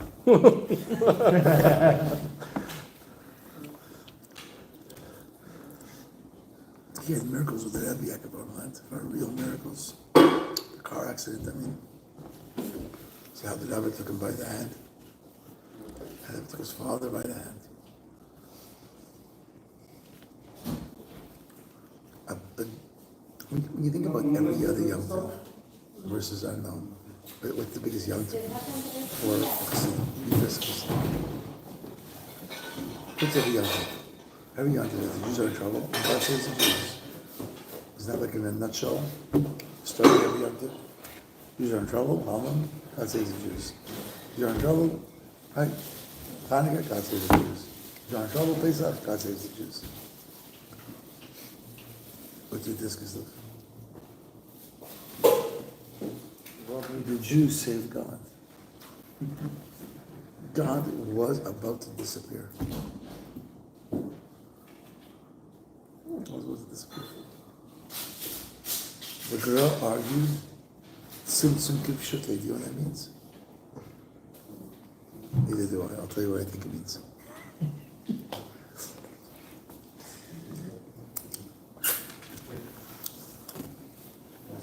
I have no idea what I'm telling you. I'm going to say it anyways. Godliness reigns supreme, which means there's nothing except for godliness. The problem is, if this table would take up the size of this room, where would you and I be sitting? Outside. Outside. If it took up the size of Tammuz River, where would we be sitting? In Lakewood. If it took up the size of New Jersey, we'd be in New York. If it took up the size of the United States, we'd be in Canada. What happens if this table took up the size of all space? Where would you and I be? Could it be? That's big Ashmis. What about and other things? If let's say you have terrible grief. You're standing, someone's standing by their children's at the grave of their children. They just lost it. They had 3 children in a car accident. Gonna tell them a joke? No, because their grief is so overwhelming. There's no place for another emotion for a joke. That's emotionally. What about intellectually? You can have an idea, I can have an idea. But if the elder came over here and told me, what's made Simpson, you think I'm going to say my stupid ideas? No. Physically, emotionally, intellectually, you can have something that's so infinite that leaves no place for anything else. Same is true with energy. Energy, art itself is infinite. Where's there a place for me and you? There's none. The guy that wants it built, what does he do? It says, seal it. He like a vacuum here. God sucks in his air, so to speak. And then all of a sudden, there's an empty place. What is an empty? Empty of us feeling godliness. And in that empty space, me, you, my love, everything exists. Everything that was ever created, Ruchli is Gashmis, everything exists within that empty space. Even the Shamas, as an independent entity, exists in that empty space. Because in the space where God is infinite, there's no space for me and you. So how does Simpson work? See, Alter Rebbe says a mashal. Once upon a time, there was a king. The king had a palace which was Ein Sof Kumshutei. It was gold, it was diamonds, it was brilliant, it was overwhelming. How did the king afford such a beautiful palace with diamonds and gold and this and that, and then your senses were overwhelmed? Because the king lived on an island, the palace was an island. He had to cross a moat to get to the island. On the other side of the moat, there was a Yidid, a marketplace. And the marketplace, every dollar that was spent and every dollar that was sold, every item, 10 cents went to the king to pay for the upkeep, the Bedek Abayis. Okay? So now we have, that's the story. Everyone agrees to the story. There's an argument between the Gra and the Alter Rebbe how the taxes were collected. The Gra says the king has soldiers. The soldiers stand in the marketplace. Every single soldier is assigned his 2 little booths. He oversees them, and every dollar that passes hands, he takes up 10% and he brings it to the king. What does the Alter Rebbe say? It's not true. The king is in the elite. The king collects the marketplace. He said to the soldiers, and I need you, I'll go myself. So the minister said to God, "Get good yourself." So why not? So you have royal robes, beautiful royal robes. They get caught in the thorns and the brambles. What does the king say? I'll wear a sheepskin coat. I will not my royal robes. Okay. So you know those beautiful little slippers that you wear, those dainty little slippers in the mud. You can't wear them. Okay, I'll put on boots. Gold and silver, when we stole it. He said, I'll take a walking stick, a rough wooden walking stick. Wear your crown, or wear a hoodie. So the king's walking around in the marketplace collecting 10 cents for every dollar. Which one makes more sense? King himself collects the taxes, we have soldiers. That makes more sense to you? Are you whacked? Are you trying to say what you think I want to hear? Come on. More sense the king himself goes out, is wearing a hoodie? No. There's a king in a hoodie? And the Rebbe writes. That's just the king. The Rebbe writes that the Gro's version of reality makes much more sense. More seichel.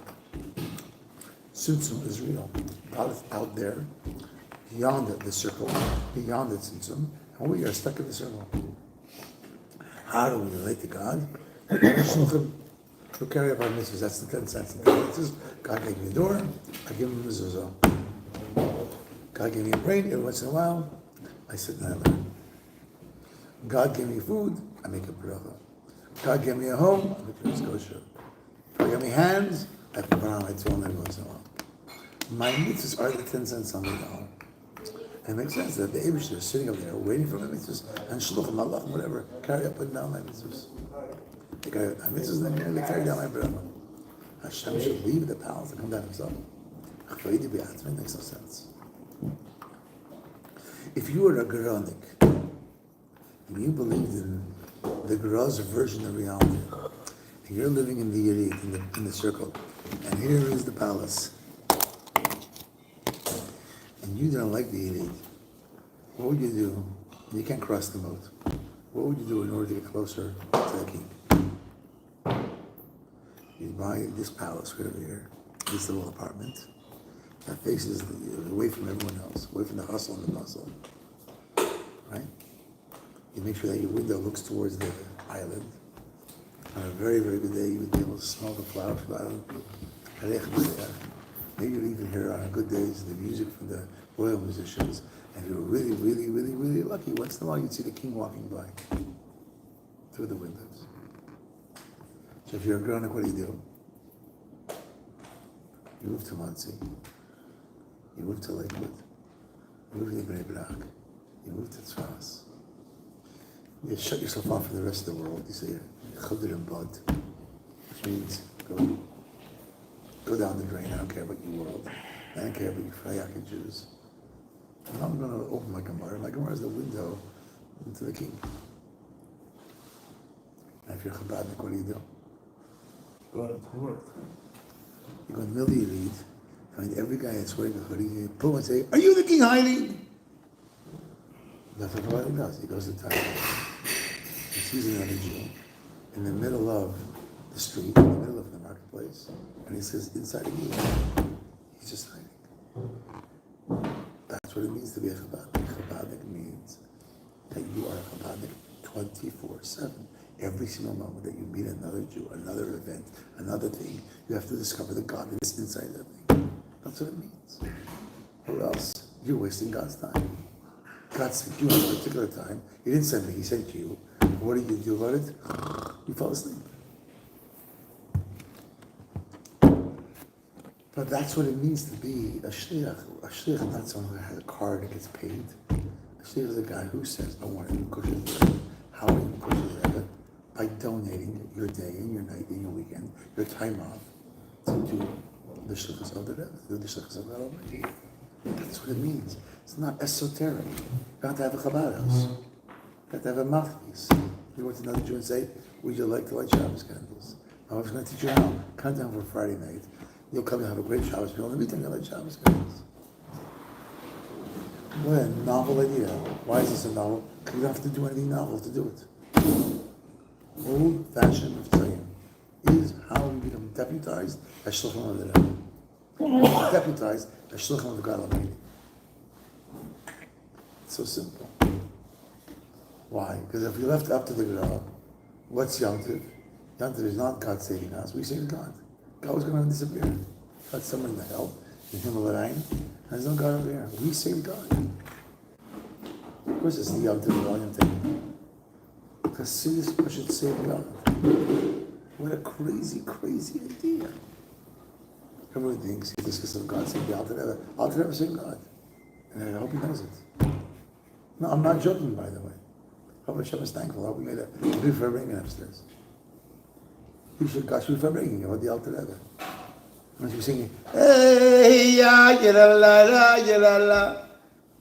And God always has to say, "Thank you to Chassid to say." And every time a chassid, me or you or anyone else, does something to say or mention God in this world, we save God in that part of the world. I don't need God to save me. God needs me to save him. That is chassidus. It's the most simple, fundamental idea. It sounds retarded because you never heard it, but that is what it means. Did I convince you yet? So what are you going to do to save God tomorrow? Not me asking a serious question. What can you do to save God tomorrow? There's a place in the world where God is languishing. He's in prison, and you need to liberate him. And we're reminded of that in GImmel Tammuz, as the Rebbe gave us the opportunity to be liberators. You know, this is when you have to say something back. I don't know how does this work? How are we still here at 30? How are we still here at 30 years? What? How are we still here at 30 years? Are you here 30 years? How are we still here 30 years later? I don't understand the question. I don't understand the question either. You're 30 years ago, you didn't care for the first 29. We spoke about being a kosher, we weren't kosher. You know how to make a car? I have no clue how to make a car. You have 100 people on a assembly line, each one doing his parts. That's 100 people talking about making a car. Will they make a car?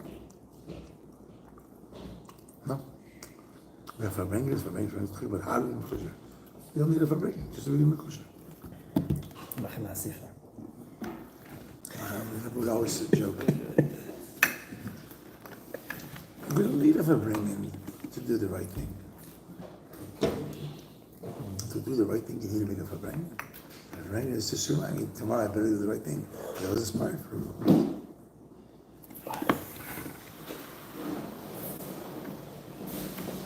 So simple. Did we? Jared, you're right. Who? What was your English name you told me? English name? He was Jared. Kushner. No, someone said Jared.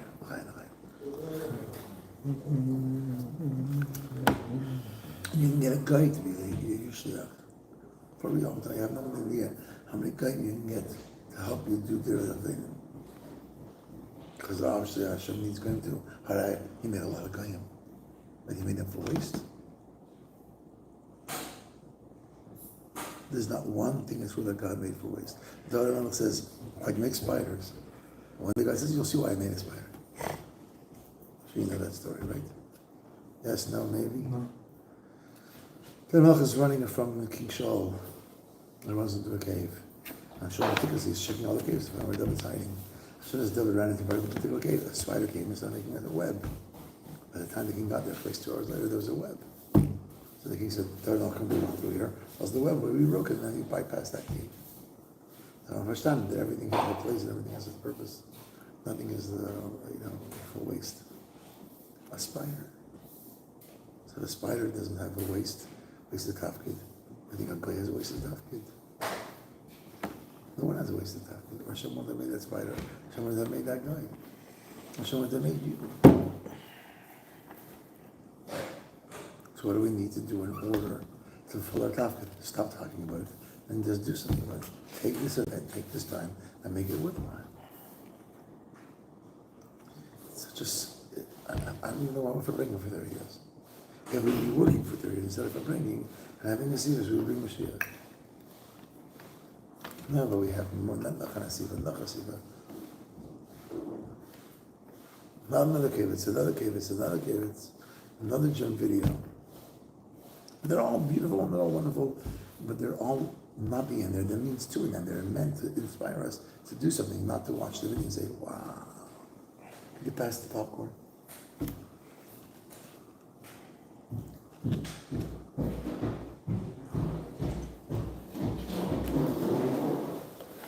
Yes, how does one know what his mission is? Whoa, you know your mission?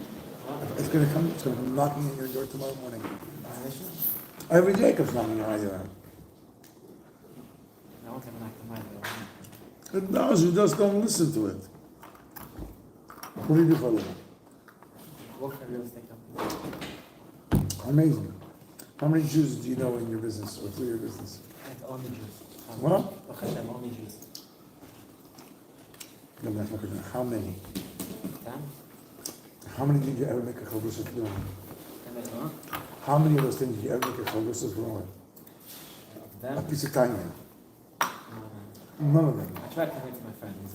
Not convincing. You have to convince them. Sit down, buy him a burger, and say, by the way, while we're talking, just tell them something. Don't have to tell them what's done yet. I just told you a story tonight. In the story, there's a word. Let's make an official class. Don't have to do it like that. Buy him a hamburger, and while you're eating the hamburger, tell him something that you heard at Rebbe. Tell him something that you learned. Crazy idea. No, I'm going to make an appointment. No appointments. Just do it. So now, do you agree that you haven't done what you could do? He's done more. No. Have you done anything with those 10 Jews? He's talking about Paris. I wasn't specific Chabad, but I've talked about Paris. You're holier than me.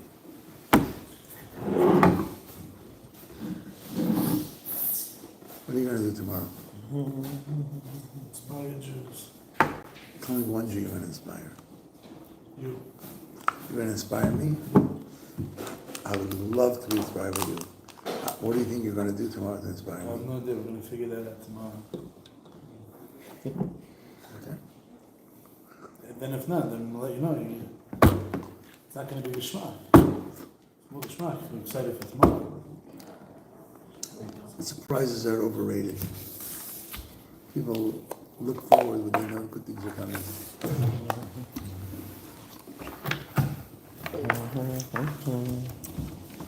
I'm being serious. He's going to be a flippant remark. He thinks he's Archer Marx over here.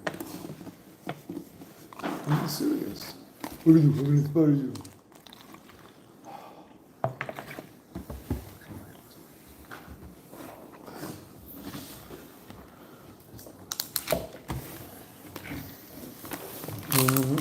Shiloh, what are you going to do tomorrow? It's a great question. And the great answer is?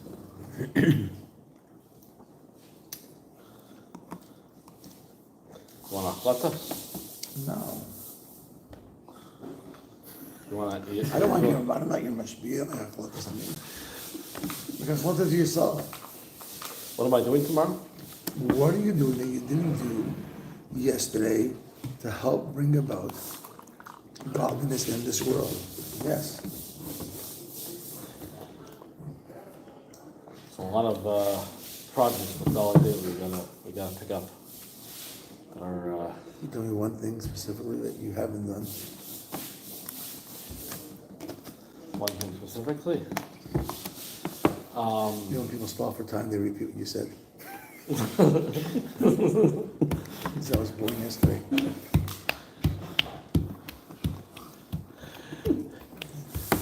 No, there is a whole set of projects going on with few Gavirim who are willing to help take things to the next level, and they need me to send them certain things. And I was waiting till after the Fabrengen for me to sit and send them. Who are you calling tomorrow? Who what? Who are you calling tomorrow? What's his initial? What's his first name? Who am I calling? Yeah. You're saying who's connected to this all? Of all your projects and all these gear, who are you calling tomorrow? I'm not calling anyone. I gotta do certain actions.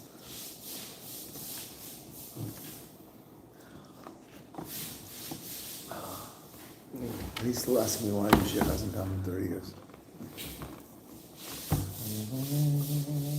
Remember the Rebbe said, Rebbe said, I left everything I could, and I left it up to you. And Rebbe was joking. I'm trying to warn us. Rebbe's telling us effectively, I did my shlichus, now you have to do your shlichus. Is there any other way to translate those words? I left it, now I did everything I could, now it's up to you. How do you translate those words? I did everything I could, I did my shlichus, and now it's up to you.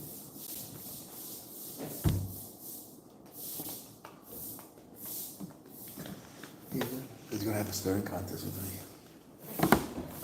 And what about you? What about you from Crown Heights Way of Connecticut?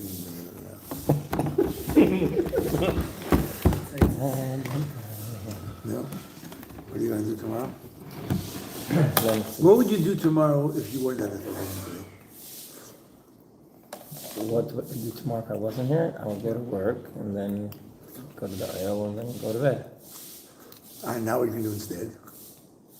We are going to Go to work, go to the hell, and go to bed.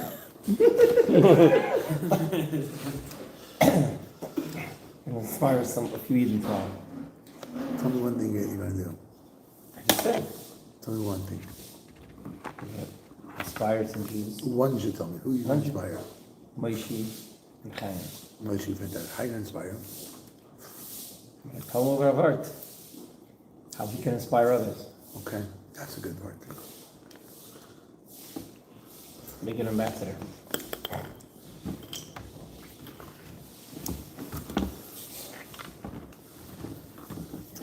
You can't have two people talking at the same time. You have two people singing in harmony. I was in Georgia this past week. A couple of my kids were trying to find a place, which is very hard to do anymore in America, that the cell phone hardly works. So they found on the top of a mountain in Georgia, the northern edge of Georgia, there's a mountain top, which is remote and secluded, and it's very bad reception. And they rented this launch for 4 days so that my wife cannot be on the phone with the office the whole day. I was a workaholic worse than me. Okay, I always getting very nervous that she couldn't speak to the office. On the way back, it was a Sunday, a week ago.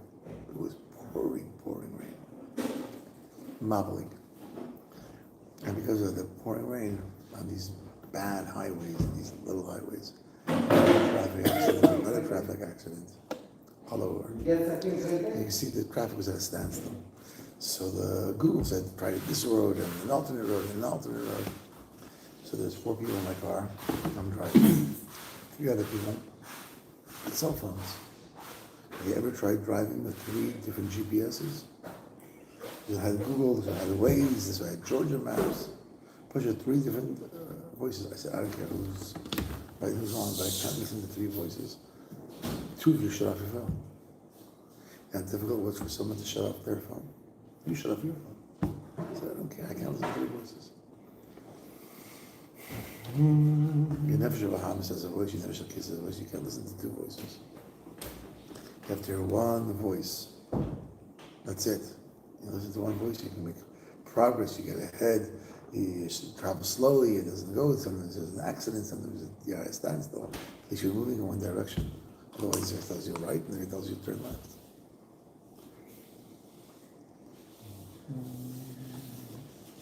Okay. I think this rebellion has come to a standstill. I'm telling you what to do, and you're not answering, is a standstill. Do we say checkmate? Checkmate? What are we playing chess? I don't know.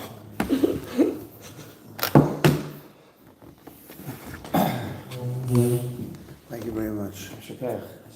For? Inspiring. I didn't I think you inspire need an you. ambassador. I didn't inspire you. Okay, fine, you didn't. You tried. If I would have inspired you, would be right now jumping up for joy out of your pants.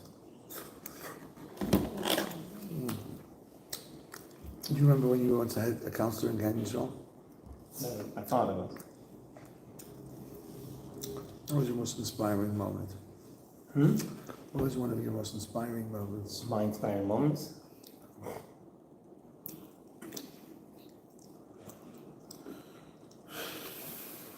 Some of us dated, I don't know. You ever been inspired?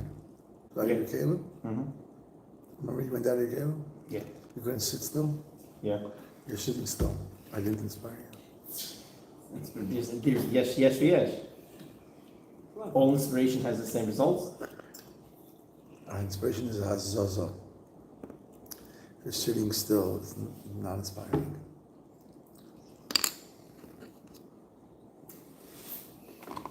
Okay. Ule.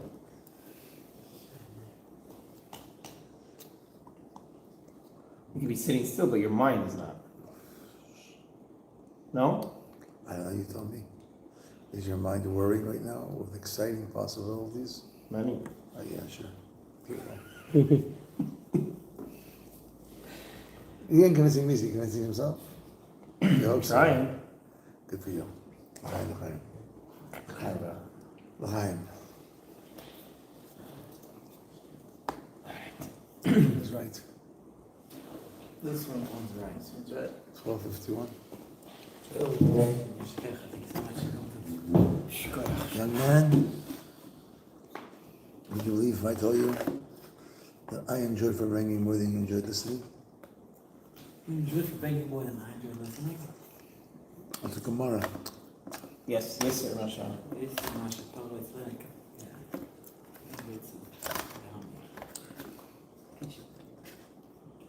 I'm sure you heard of Rebbe, right? Unbelievable Jew. Yes, I very spent many Shabbos in his home. Yeah? I'm just told, have I lied to you yet?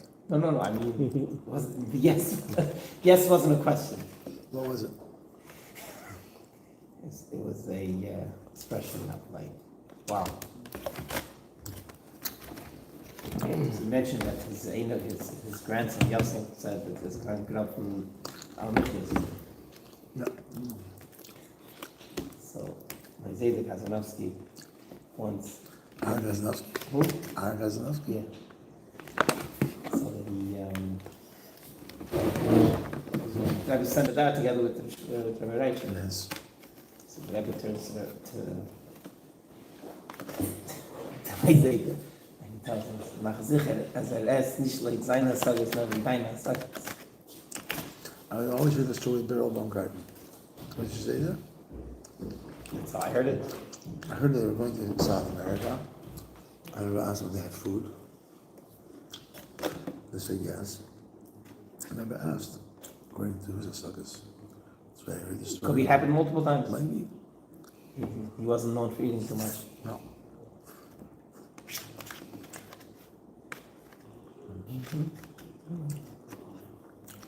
Tell me a story from your Zayda. Tell me a story from your Zayda. From my Zayda. Kazanovsky. What did you do the best one? I'm GImmel. Sorry, second. What's your story? Zayda GImmel Chas. And the Fidi Rebbe became citizen. Tasada. Not Tasada. When he became a citizen, right? So Fidi Rebbe wrote exile, which Chassidim should be in the room. By him? Fabulous. Making the trip, enhancing our Yantif. This is Yantif. Yeah. I heard a story that was there, but the Rebbe was refusing to become a Rebbe.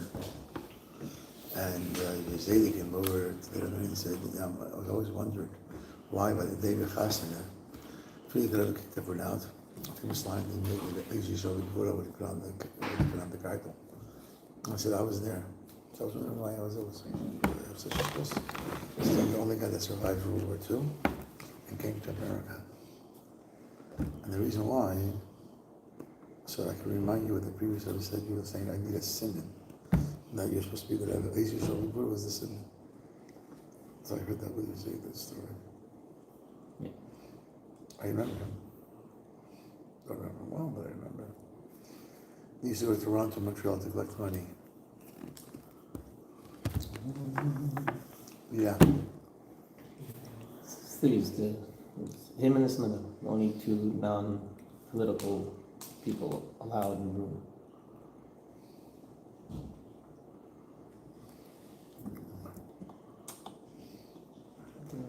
Some of the other Chassidim asked him how come he's going with the Rebbe. With a gray hat, a kurzer rekel. So he said, kurzer rekel, kurzer reisen, a Rebbe is a Rebbe. Yeah. I think the guy that was the impetus at the very, very beginning was Rabbi Dubov from Manchester, who the Shemtons were backing at that time, the Rashad. We don't talk about that. Talk about anybody. The Shemtons. Truth is the truth. And he told them, guys, you're backing the wrong horse. You're backing the wrong horse.